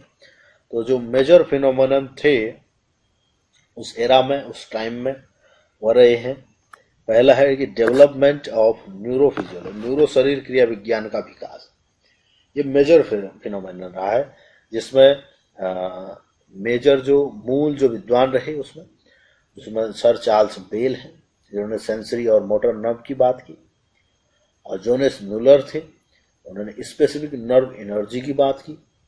फ्रांस जोसेफ ग्रॉल थे, जिन्होंने फ्रेनोलॉजी की बात की, फ्रेनोलॉजी कपाल शास्त्र की बात की, ठीक।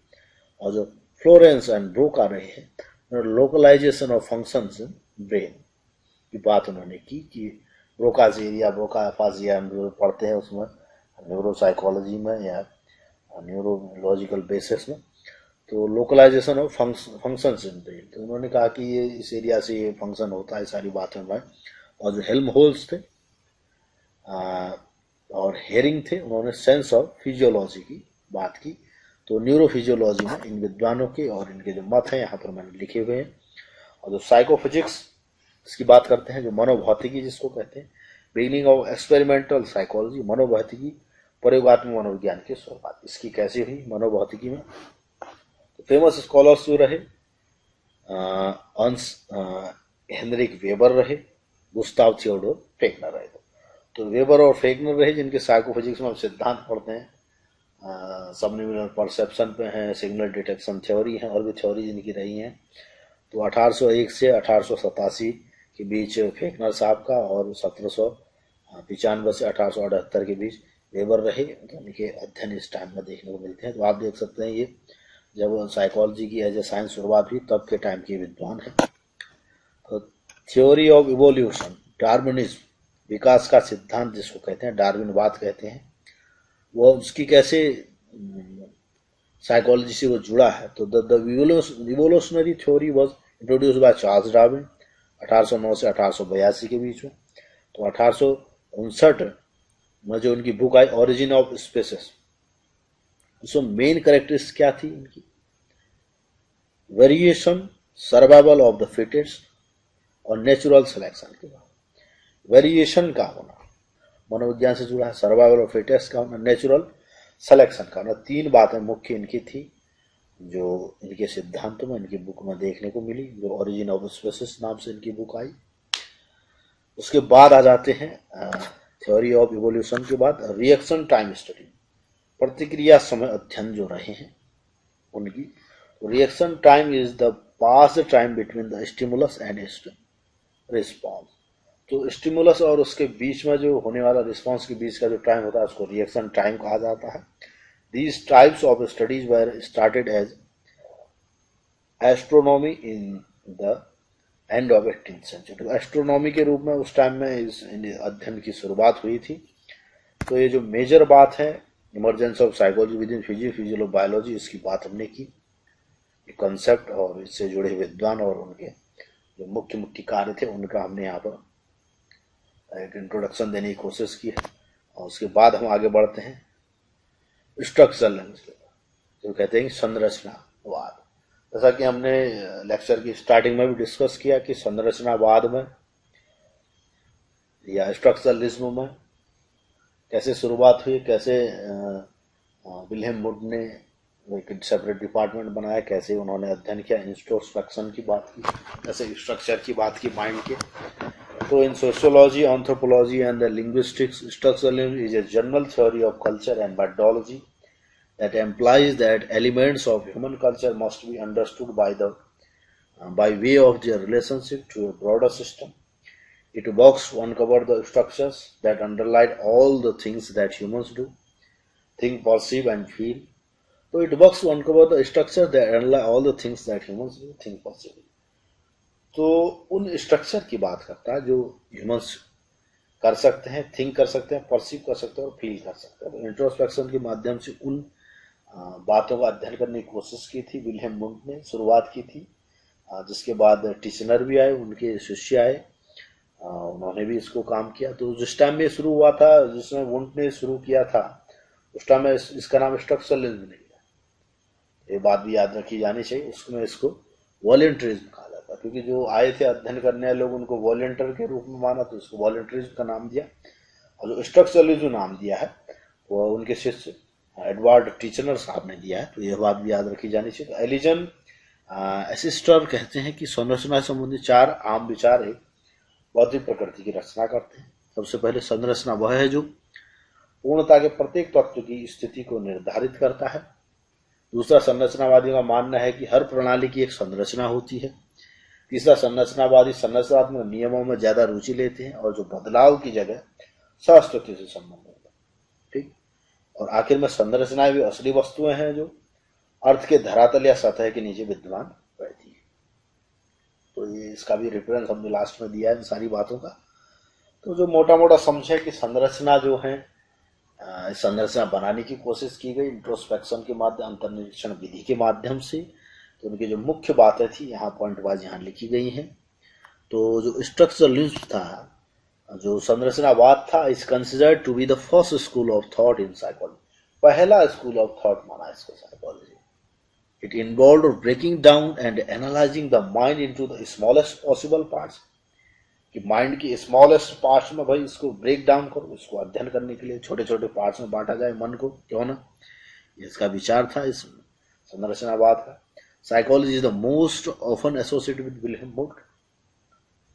विलियम वुड से जुड़ा था। was famous for founding the very first lab devoted to experimental psychology and generally considered the father of modern psychology। तो father of modern psychology से लिखा था कि फर्स्ट इन्होंने एक्सपेरिमेंटल साइकोलॉजी की शुरुआत की एज ए लैब को डेवलप करके। तो was Wundt really the founder of this early school of thought? क्या वही जनरली थे? तो जो जैसा मैंने कहा कि शुरुआत में वॉल्टरिज्म के रूप में इसको जाना जाता था, बाद में एडवर्ड टिचनर जो उनकी शिष्य है उन्होंने स्ट्रक्चरलिज्म की इसकी बात की थी, इसके जो संरचनावाद आया उसकी। तो एडवर्ड टिचनर ने इन्होंने इसको शब्द रूप दिया, एक शब्द में बदलाव किया, लेकिन जो अध्ययन किया वॉलंटरिज्म के रूप में विलियम वुड ने ही किया था, और जो स्ट्रक्चरलिज्म में वर्ड दिया टिचनर ने दिया था। तो would refer to his idea as voluntarism. It was his student Edward Titchener who invented the term structuralism at an university in America, Cornell University। तो कॉर्नेल यूनिवर्सिटी अमेरिका में इन्होंने इस वर्ड को स्ट्रक्चरलिज्म को अध्ययन किया, स्ट्रक्चरलिज्म को पढ़ा। तो structuralism main tool of study was introspection का मेन टूल था। Titchener took Wundt's experimental technique known as introspection and used it to focus on the structures of human mind. Anything that could not be investigated using this technique, Titchener believed was not in the domain of psychology। तो William wound की ही बात करते हैं, क्योंकि syllabus में जिस ढंग से दिया गया है उसी को हमने कवर किया है, पूरे सिलेबस को कवर करने की कोशिश की है, उससे जुड़े हुए कॉन्सेप्ट, उनसे जुड़े हुए फैक्ट्स को रिवाइज करनी, उनमें कॉन्सेप्ट प्रदान करने की कोशिश की गई स्टूडेंट्स को। तो जो स्ट्रक्चरलिज्म आया और जो सिलेबस में विलियम वुंड की बात है, फाउंडिंग पाथ्स की बात है, विलियम वुंड का नाम है। तो विलियम वुंड जो थे 1832 से 1920 में इनका समय रहा, जर्मनी में पैदा हुए थे। तो जो उनके सिद्धांत तो हैं उनका अध्ययन यहाँ पर जो मैंने किया है, जो यहाँ पर डिटेल बांटा है, जो बुक के माध्यम से है, जो उसका मैं रेफरेंस दूंगा फाइनल में।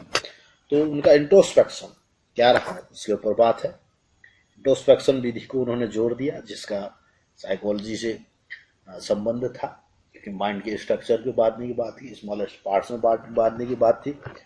तो बाहर से कैसे जो व्यक्ति जिसमें अध्ययन किया जाता था उसी के अनुभवों को, फीलिंग्स को, उसी के अनुभवों को ही वहां पर एक स्टडी का मेथड माना, तो उसको इंट्रोस्पेक्शन कहा उन्होंने।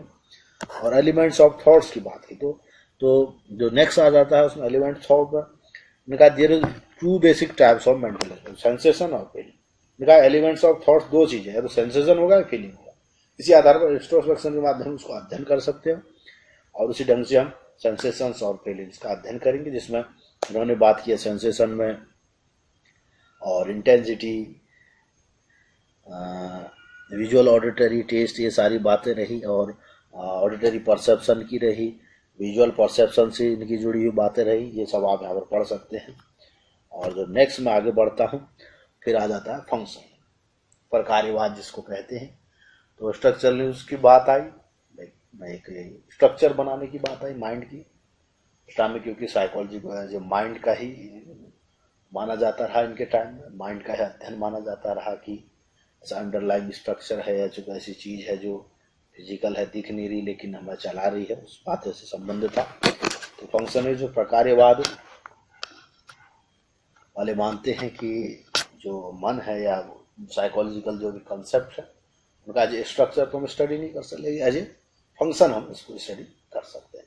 तो functional psychology a broad school of thought originating in the US during the late 19th century. They attempted to counter the German school of structuralism led by the Edward Tishner. Functionally included psychologist William James, James Roland Angel, the philosopher Joel S. Mead, Archibald L. Murray, John Dewey stressed the importance of empirical rational thought over an experimental try and error philosophy. तो empirical rational thought की उन्होंने बात की.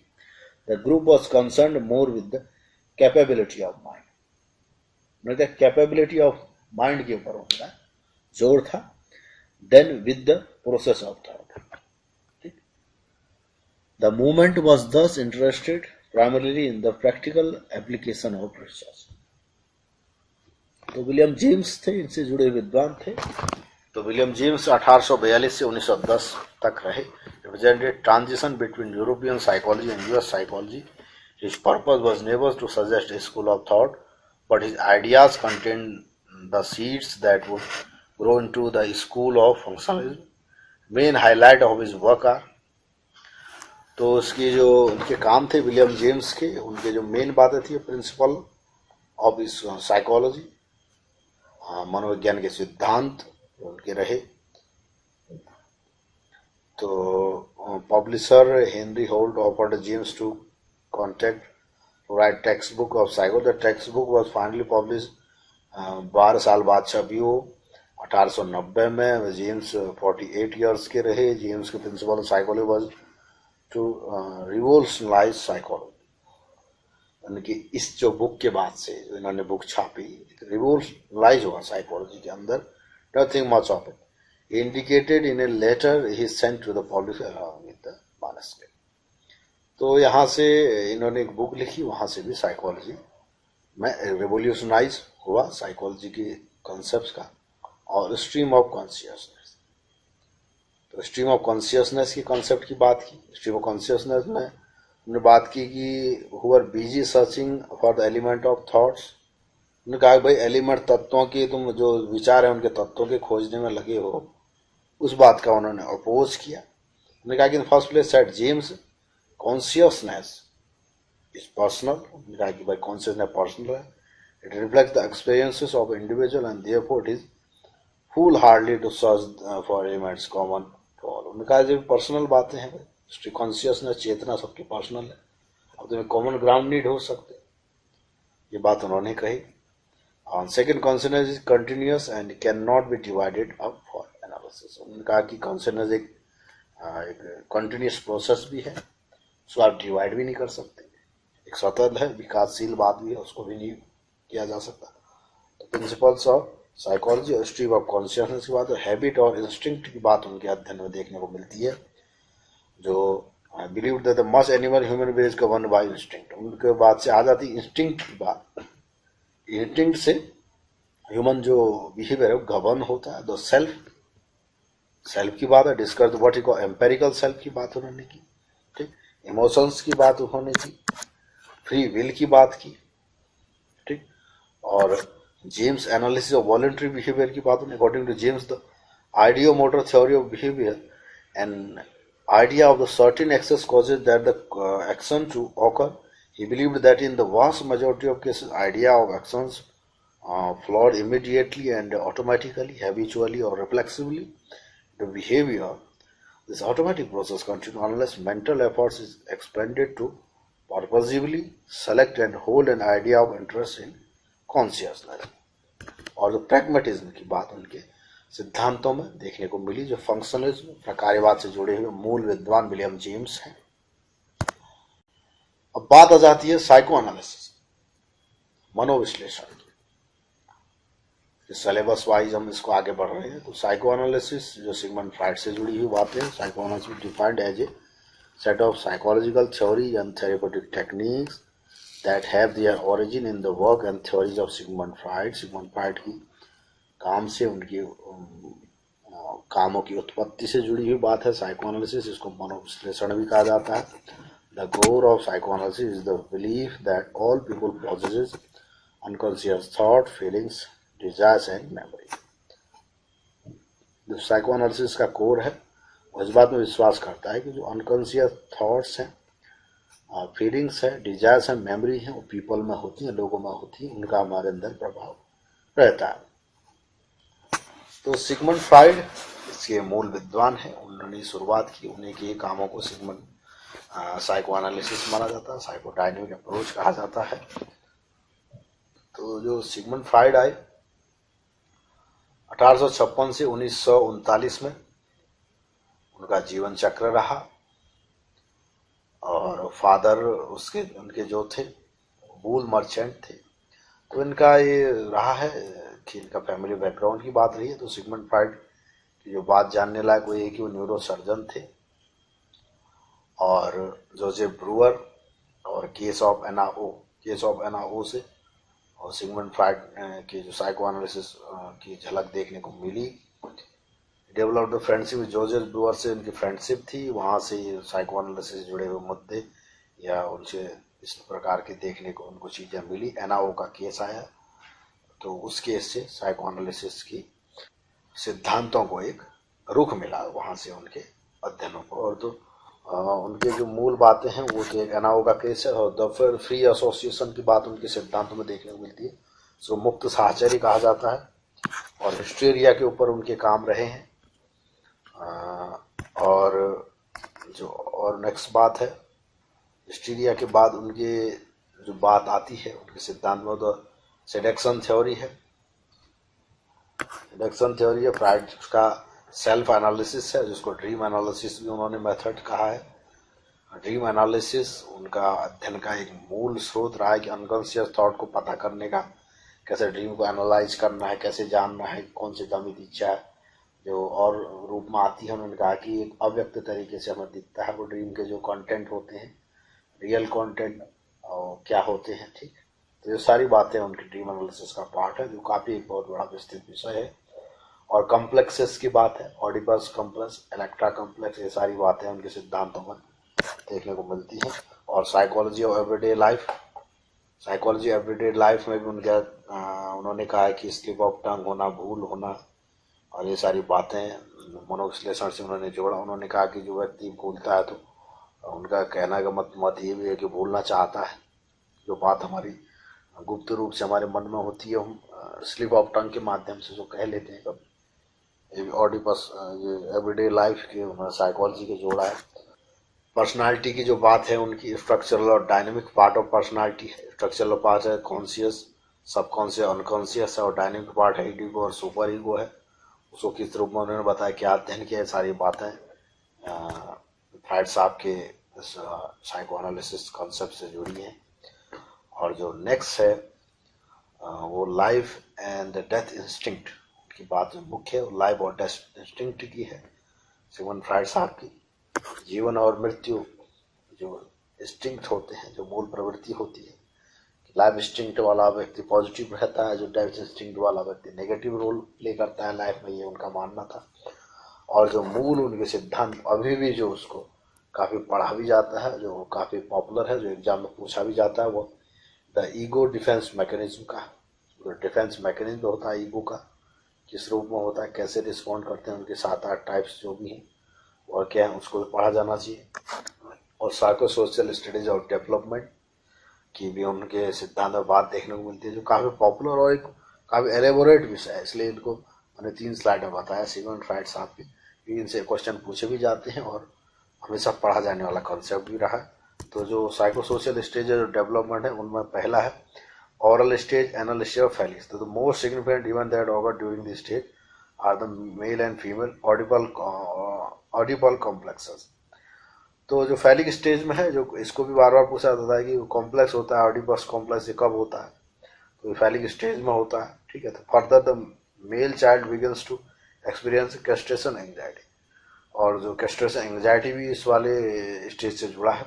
और जो latency stage आता है, genital stage आता है, ओरल मुख अवस्था, गोदी अवस्था, फैलिक स्टेज कहते हैं, अवक्तावस्था कहते हैं, लेटेंसी स्टेज जिसको कहा जाता है, जेनिटल स्टेज, ये सारी बातें है इनके साइको सोशल स्टेजेस और psycho sexual stage of development इसको कहा जाता है। मनोलैंगिक विकास की अवस्था इसको कहा जाता है। उसके बाद आ जाता है गेस्टाल्ट मनोविज्ञान। जो कहते हैं गेस्टाल्ट साइकोलॉजी जिसको कहा जाता है। तो जो गेस्टाल्ट साइकोलॉजी है फाउंडेड बाय मार्क्स वर्दाइमर, वर्दाइमर साहब ने इसका फाउंडर रहे हैं इसके, and was to some extent a rebellion against the molecularism of Wundt's program of psychology in sympathy with many others at the time, including William James. In fact, the word gestalt means unified. तो जैसा कि मैंने पहले कहा था कि Gestalt का मतलब as a whole, as a unified. Gestalt शब्द का मतलब यूनिफाइड और मीनिंगफुल होल, ठीक है। तो which was to be the focus of psychological study. ने कहा कि गेस्टाल्ट वादियों ने कि यूनिफाइड और मीनिंगफुल होल अप्रोच हो साइकोलॉजी स्टडी का। तो Gestalt psychology is a school of thought that looks at the human mind and behaviour as a whole. तो ये ह्यूमन माइंड और बिहेवियर में एज ए होल उसको देखता है, एज ए होल उसका अध्ययन करता है। When trying to make sense of the world around us, Gestalt psychology suggests what we do not simply focus on every small component. Instead, our minds tend to perceive objects as a part of greater whole and as element of more complex system. तो Gestalt जो school of thought है, ये भी सिद्धांत है, human mind behaviour को as a whole देखता है, एज ए होल स्टडी करता है। और Gestalt psychology we do not simply focus on every small. वो कहते हैं कि भाई जैसे मैंने उदाहरण दिया था कि हम छोटे छोटे स्मॉल पार्ट्स में कभी फोकस नहीं करते, मैं as a whole, as a meaningful whole ही हम किसी को देखते हैं, उसको याद रखते हैं। तो थ्योरी क्या है उनकी? थ्योरी गेस्टाल्ट से based on the observation what we often experience things that are not a part of our simple sensation. उनके कहने का मतलब ये है कि गेस्टाल्ट से based on observation that we often experience things that are not a part of our simple sensation. Simple sensation का जो पार्ट होता है उसको हम एक्सपीरियंस नहीं करते, experience thing that are not part of simple sensation का पार्ट नहीं है जो चीज हम एक्सपीरियंस कर रहे हैं, ठीक है। तो ओरिजिनल एक्सप्रेशन जो हमारा ओरिजिनल जो ऑब्जर्वेशन होता है, when Erdős when he noted that we perceive motion where there is nothing more than the rapid sequence of individual sensory events। तो मोशन इंडिविजुअल सेंसरी इवेंट्स का वो है, एक मोशन है, सीक्वेंस है। This is what he saw in the toy stroboscope he brought at the Frankfurt train station, and what he saw in his laboratory when he experimented with lights flashing in rapid succession like the Christmas lights that appear to course around the tree, or the fancy neon signs in the Las Vegas that seem to move. The effect is called apparent motion, and it is actually the basic principle of motion pictures. तो apparent motion और motion जो pictures होती हैं, जो five phenomenon होता है, ये सारी बातें गेस्टाल्ट वादियों की, गेस्टाल्ट उनसे जुड़ी हुई है, समग्र परसेप्शन से जुड़ी हुई है। जो भी मोशन होता है वो कहते हैं कि भाई छोटी छोटी पार्ट्स के रूप में हम देखते नहीं, वैसे तो क्या है वो है कि वो rapid sequence of individual sensory events है, लेकिन हम वैसे नहीं देखते, एज ए होल देखते हैं, मोशन उसका परसीव करते हैं। तो यह गेस्टाल्ट वादियों का मानना है, उनका सिद्धांत है। जो मेजर गेस्टाल्ट वादी रहे हैं वो तीन हैं, जो मैक्स वर्दाइमर है, वोल्फगैंग कोहलर है और कुर्ट कोफका है। तो वर्दाइमर जो है वो उनका जो मुख्य सिद्धांत रहा फाइव मिनन का रहा, फाइव घटना के ऊपर रहा है, जहाँ में पूछा भी जाता है। वोल्फगैंग कोहलर थे, उन्होंने ही उस सिद्धांत की बात की थी, उनके जीवन चक्र यहाँ पर लिखे हैं, आप पॉज करके इसको पढ़ भी सकते हैं। तो मैं मूल सिद्धांत की बात कर रहा हूँ। तो जो कोहलर थे उन्होंने इस जो फेमस कोट है इनका gestalt psychology, the whole is different than the sum of its parts. ये कोहलर साहब की कही हुई बात है। Also knowledge research, problem solving के ऊपर उनका काम रहा। His criticism of the introspection used by the structuralist to study the human mind. तो ये सब बातें इनसे जुड़ी हुई हैं। और जो नेक्स्ट थे कोट कोफका, जो तीन जो फाउंडर हैं गेस्टाल्ट साइकोलॉजी के, जो मूल विद्वान है उसमें कोफका भी है। तो जो कोफका है, he received his PhD from the University of Berlin 1909 में उन्होंने PhD प्राप्त की। और कुछ कोपका had diverse interest and studied many topics in psychology including learning perception और हियरिंग इम्प्लीमेंट के काम रहे। नेक्स्ट आ जाता है बिहेवियर में व्यवहारवाद। जैसा मैंने कहा कि व्यवहारवाद आया इन सब के बातों में बात कि उन्होंने कहा कि जो प्रत्यक्ष है, जो स्टिमुलस है, उसका रिस्पॉन्स है, यही अध्ययन का क्षेत्र होना चाहिए साइकोलॉजी का। इसके जे.बी. वाटसन प्रतिपादक रहे हैं। जे.बी. वाटसन ने इसको पुरजोर तरीके से इसका अध्ययन किया। तो behaviour is highly influence academic school of psychology that dominated psychology theory between the two world wars. Classical behaviorism, prevailed in the first third of the 20th century, was concerned exclusively with measurable, observable data and exploitation. तो measurable हो, observable data हो, वही इन्होंने psychology का area, psychology का subject matter माना। Emotions and consideration of inner mental experiences and activities general in behaviour the organism is seen as responding to conditions, stimuli set by the outer environment by inner biological processes. So behavior is a systematic approach to understand the behavior of human and other animals.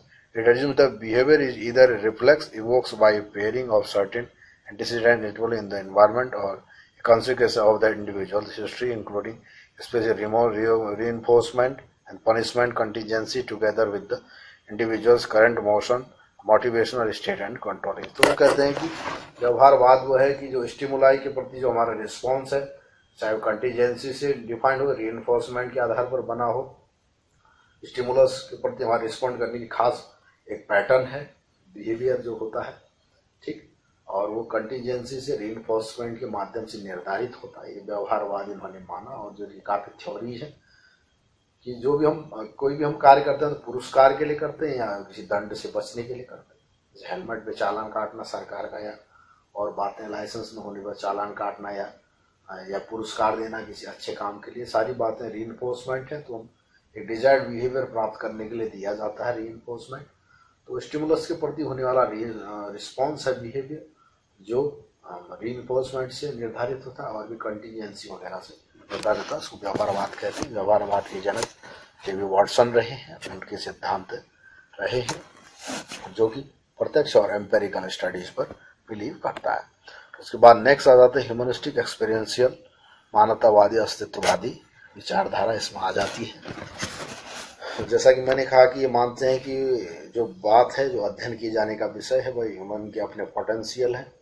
सारी बातें व्यवहार है नहीं है, ये सारी बातें structure function वगैरह, ये तो एक ह्यूमन को एक मशीनरी की तरह देखने की बात है, या किसी एनिमल पे स्टडी करके किसी मनुष्य पे अप्लाई करना ही गलत है। क्योंकि ह्यूमन का अपना पोटेंशियल है, अपना अपना नेचर है, अपना अपना कैरेक्टर है, और उसकी नीड है, उसमें स्पिरिचुअलिटी है जो सबसे भिन्न बनाती है मनुष्य को। तो जो ह्यूमनिस्टिक मानवतावादी लोग थे, उनका यह मानना था, जिसमें मुख्य विचारधारा के जो मुख्य विद्वान रहे शुरुआती, उसमें अब्राहम मास्लो रहे, कार्ल रोजर्स रहे। तो humanistic approach share believe that client has a capacity for self awareness की उसमें कैपेसिटी है। They differ in their theories, theoretical perspective. Humanistic perspective view human nature as a basically good with a potential to maintain healthy, meaningful relationship and to make choices that are in the best interest on oneself and others. ठीक है। और existential रहे, क्या रहे,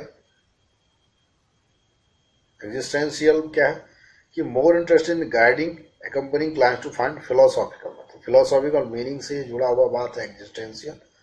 और humanistic, human nature basically good and potential to maintain meaningful with the one self. तो humanistic जो therapist companies guide to free themselves assumption position might be blocking them from living fuller lives, the psychologist। तो उन ब्लॉकिंग्स को हटाने की कोशिश की जाती है, जो वही फुलर लाइफ को जीने में रोड़ा अटका रहा है। ठीक है। ह्यूमनिस्टिक अप्रोच के माध्यम से the psychology encourages the highlighted growth of self-realization, while maintaining the clients have a innate capacity for responsible self-direction. For humanistic psychology, not being one's true self is the source of problem.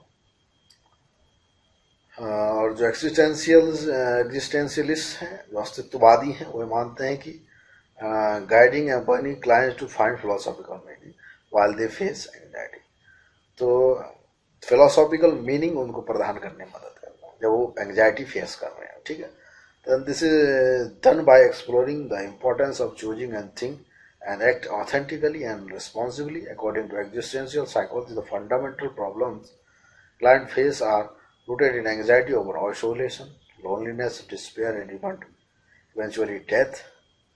And the existential psychologist assumes that the client's problems are due to not being able to use their judgment or making choices well enough in order to create meaning in their lives, when outside influences may play a role in clients' limited ability to carry out choices, and existential psychologists and other clients will confront these influences in order to move forward.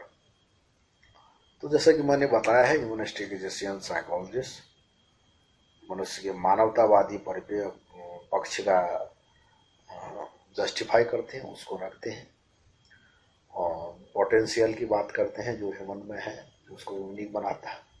Positive regard की बात करते हैं, ठीक, तो उसको और विस्तार से पढ़ा जा सकता है कंसेप्ट्स और फैक्ट्स को ध्यान में रखते हुए।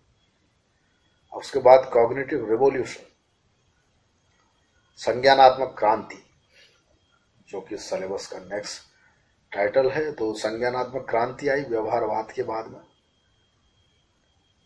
कि संज्ञानात्मक अध्ययन मेमोरी के लर्निंग की और भी बातें जो थी वो संज्ञान से जुड़ी उनका अध्ययन होने लगा। तो मेटाफोर कॉग्निटिव लिंक्ड विद कुहन थे, उनके वर्क से सोशियोलॉजी ऑफ साइंस, उनके वो कामों से जुड़ा है ये कॉग्निटिव रिवोल्यूशन शब्द। Although accurate, it is not the whole story. In 1960, Donald Hebb served as president of APA, following Kohler, who had served. Kohler भी रहे अमेरिकन साइकोलॉजी का एसोसिएशन के हेड, उनके बाद आए डोनाल्ड हेब, and his presidential address was on the American Revolution. In this address, Hebb was referring not to a US political revolution but to the country's psychological revolution. तो उनकी बात उनके अध्ययन में थी। Have only one phase of the American Revolution is in psychology had taken place. This was Weberistic phase, and it produced precise factual knowledge and a scientific rigor that had not previously existed in psychology. However, in their effort to be entirely objective, the Weberists have minimized or banished such topics as thought, imagery, violation, and attention. He urged that the second phase of psychology revolution used the scientific rigor promoted by the behaviorists to study cognitive processes. The behaviorist emphasis on objectivity and focus on external behavior had pulled psychology attention away from the mind for a prolonged period of time.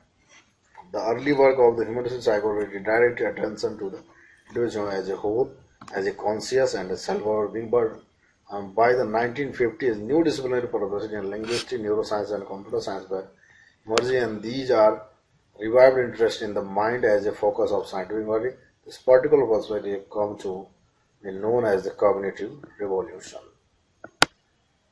तो जो बिहेवियरिस्टिक्स और ह्यूमरिस्टिक्स के बाद एक नया आया मनोविज्ञान में, तो कॉग्निटिव रिवॉल्यूशन के रूप में जिसको जाना गया, और Ulric Neisser publish the first textbook in cognitive psychology 1967 में।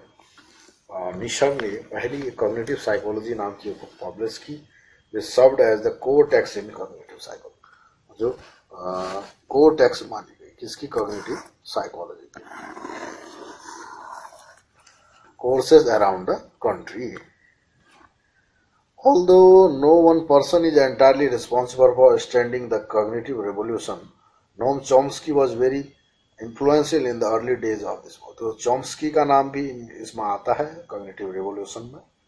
तो Chomsky, an American linguist, was dissatisfied with the influence that behaviorists had on psychology. He believed that psychology focus on behavior was short-sighted, and that the field had to reincorporate mental functioning into its purview if it were to offer any meaningful contribution to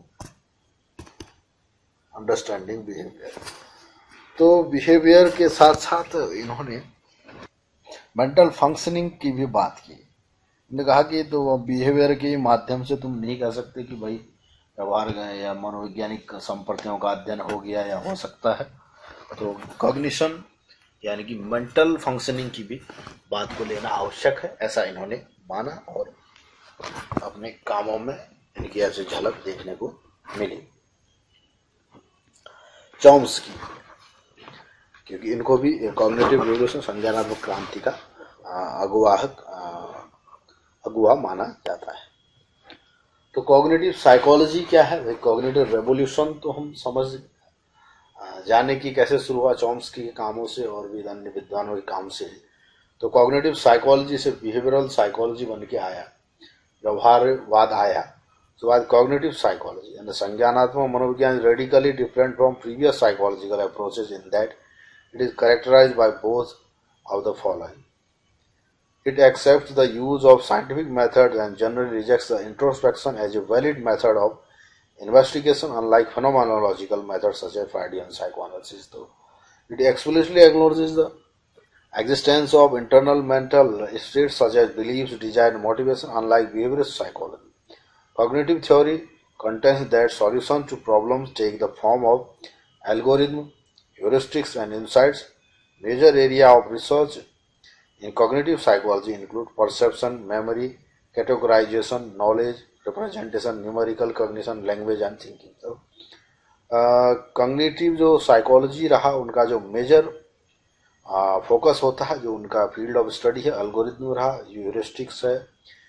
major area of research जो होते हैं वो perception है, memory है, categorisation है, knowledge है, knowledge representation है, numerical cognition, language, thinking, problem solving, intelligence, ये सारी बातें कॉग्निटिव साइकोलॉजी का अंग हैं।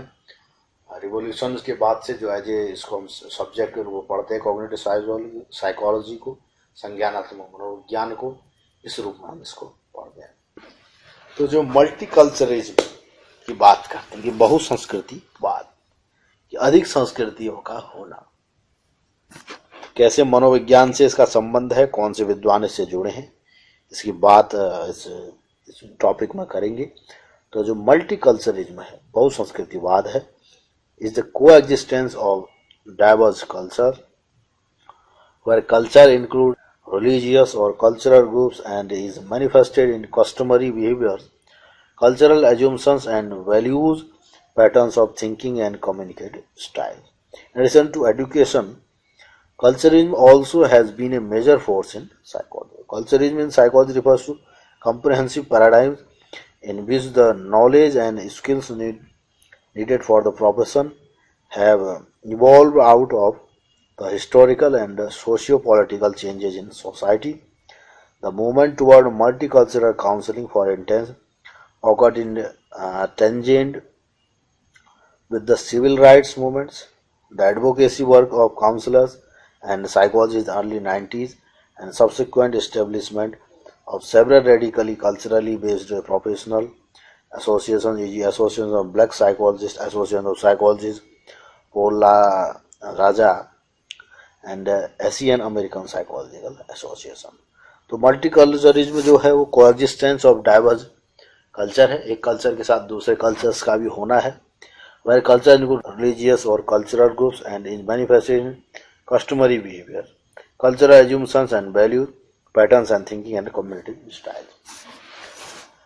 तो एज ए फिलोसॉफी तो ये मेजर फोर्स रहा साइकोलॉजी में, क्योंकि the movement toward multicultural counseling for interest occurred in with the civil rights movement and advocacy work to counselor psychology in 90 and the circuit itself several radically culturally based professional associations, black psychology, तो ये बातें भी psychology जुड़ी रही। Black psychologist या psychology association, ये बातें और ये एसोसिएशन का बनना, ये सब इन चीज़ों का प्रभाव था, इनका परिणाम था। As a philosophy, multiculturalism began as part of pragmatism movement at the end of 19th century in Britain and in the United States, then a political and cultural pluralism at the turn of the 20th. It was partly in response to a new wave of European imperialism in sub-Saharan Africa and a massive immigration of Southern and Eastern Europe. Europeans to the United States and Latin America. Philosophers, psychologists, historians, and early sociologists such as Charles Sanders, Peirce, William James, George Santayana, Horace Kallen, John Dewey और भी विद्वान जो थे, develop किया उन्होंने concept of cultural pluralism. Cultural pluralism की बात की, बहु संस्कृति का होना, और संस्कृतिवाद को मल्टीकल्चरलिज्म कहा गया, from which emerged with the understood today as the multicultural. तो pluralistic universe, William James espoused the idea of plural society. James of pluralism is crucial to the formation of philosophical and social humanism to help build a better और more egalitarian society। उन्होंने कहा कि इसका होना आवश्यक है, उसका प्रभाव है किसमें, सोशियो पॉलिटिकल प्रभाव है, ठीक है, और and crucial to the formation of philosophical social humanism to help build a better more egalitarian society. इन बातों का होना एक सोसाइटी के डेवलपमेंट में और बहुत सारी बातों में आवश्यक होता है। मल्टीकल्चरल सोसाइटी का होना बहुत सी बातों का प्रभाव रखता है मनोविज्ञान में। ये सब बातें जैसे मल्टीकल्चरलिज्म, बहुसंस्कृतिवाद में अध्ययन की गई है, की जाती है, और उस समय का यह विषय रहा है western as a western thoughts के रूप में इसको पढ़ा गया। उसके बाद आ जाता है लॉजिकल एम्पेरिसिज्म, तार्किक अनुभववाद। यह भी एक टाइटल है, ये भी एक टॉपिक है, सिलेबस में इंक्लूडेड है। तो लॉजिकल पॉजिटिविज्म इसको पहले कहा गया, ऑल्सो कॉल्ड लॉजिक। शुरुआत में उसको लॉजिकल पॉजिटिविज्म कहा गया था, जो एम्पेरिकल बात थी, अनुभव के आधार पर अध्ययन की जाने की बात थी मनोवैज्ञानिक विषयों को, उसको पॉजिटिविज्म के रूप में देखा गया। अब इसको वर्तमान एम्पेरिसिज्म के रूप में, अनुभववाद के रूप में देखा जाता है। was an early 20th century philosophical movement that held that a statement were meaningful only if it could be verified and confirmed through experience। उन्होंने कहा वही चीज कंफर्म हो सकती है, वही स्टेटमेंट सही है जो एक्सपीरियंस के माध्यम से अनुभव हो, एक्सपीरियंस के माध्यम से कंफर्म हो, ठीक है। Logical positive relate exclusively on observable events of knowledge about the world and therefore considered non-observable events to be basically meaningless. In other words, the only truth is what science can prove। तो जो Blumberg और Herbert फिगल थे, उन्होंने logical positivism की बात की 1931 में। उसके बाद to describe the philosophical principle of Vienna circle, तो वियना सर्कल जो फिलोसॉफिकल प्रिंसिपल उसको डिस्क्राइब करने के लिए एक ग्रुप ऑफ यूरोपियन स्कॉलर्स, उनको वियना सर्कल कहा गया।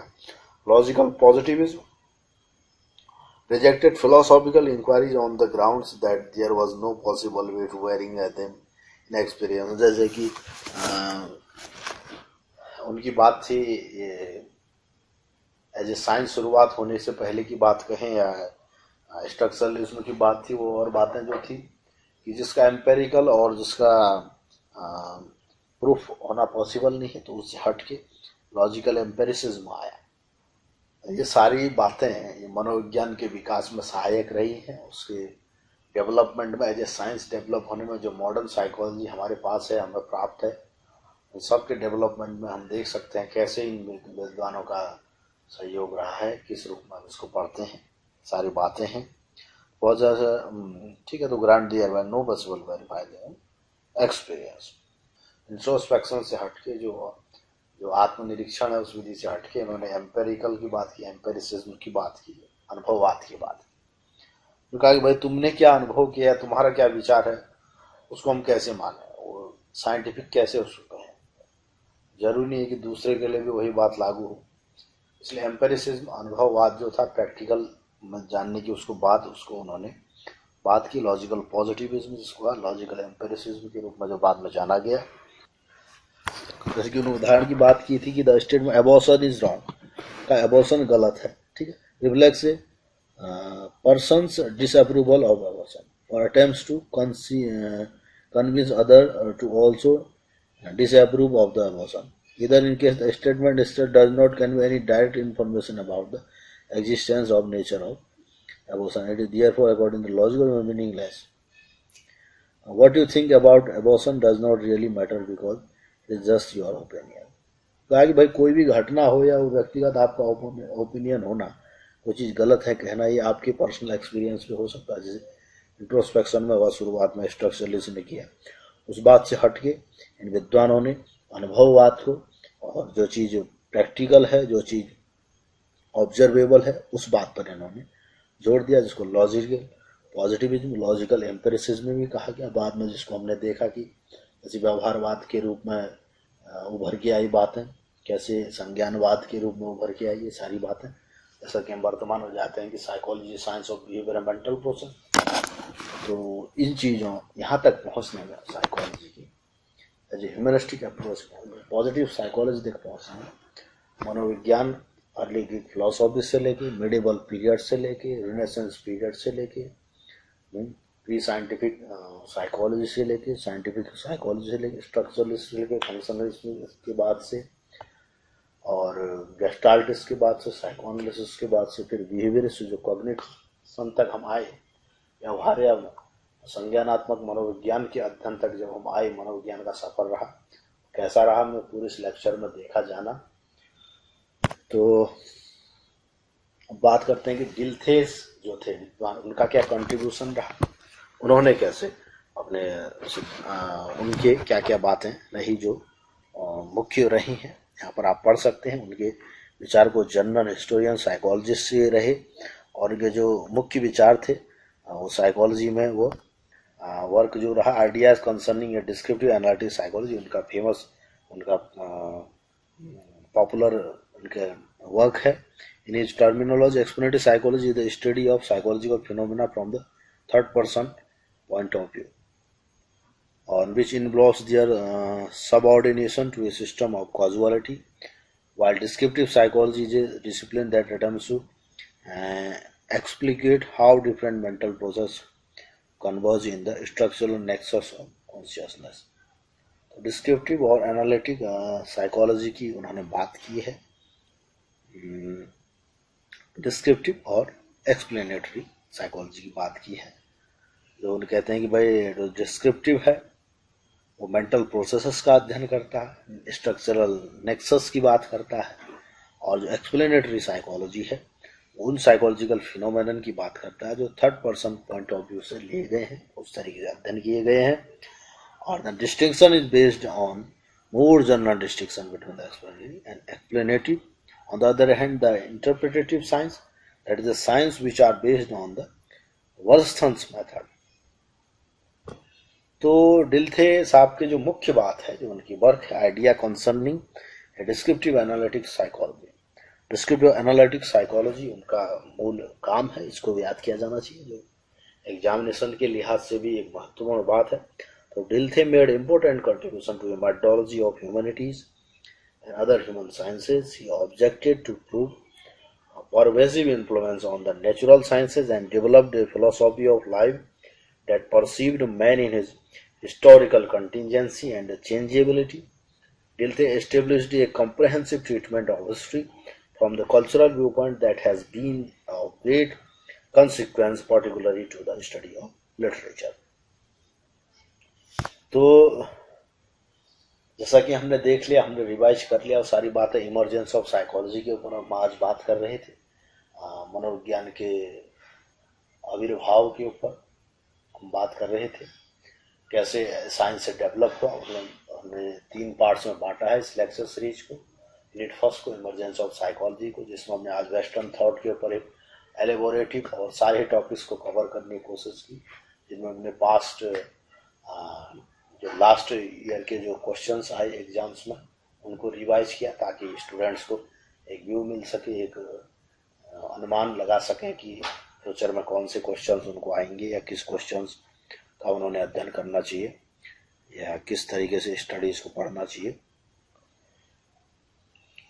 इस चीज़ का हमने एक व्यू दिया और एक कोशिश की कि इस माध्यम से समझ विकसित हो, और एक डिटेल्ड डिस्कशन वेस्टर्न थॉट का हमने किया, साइकोलॉजी के डेवलपमेंट में कैसे योगदान रहा है, और वर्तमान में साइकोलॉजी जो हमें प्राप्त है बिहेवियर एंड मेंटल प्रोसेस की साइंस के रूप में, वहाँ तक पहुँचने में साइकोलॉजी कैसे धीरे धीरे विकसित हुई। अर्ली ग्रीक फिलोसफी से लेकर मिडिवल पीरियड के बाद से जो पुनर्जागरण काल आया, रिनेसेंस पीरियड आया, उसके बाद से प्री साइंटिफिक साइकोलॉजी आई, फिर कैसे स्ट्रक्चरलिस्ट आए, फंक्शनलिस्ट आए, व्यवहारवाद आया, कॉग्निशन आए, ह्यूमनिस्टिक लोग आए, और वर्तमान में जो प्राप्त साइकोलॉजी किस ढंग से विकसित हुआ है और जो भी और सिद्धांत हैं जो सिलेबस से कवर है उन पे हमने एक हर टाइटल को कवर करने की कोशिश की है। बाकी इनका जो डिटेल्ड अध्ययन करना है, क्योंकि एक लेक्चर से तो इससे तो ये नहीं हो सकता कि गारंटी नहीं हो सकती कि वो उसी से आएगा या होगा।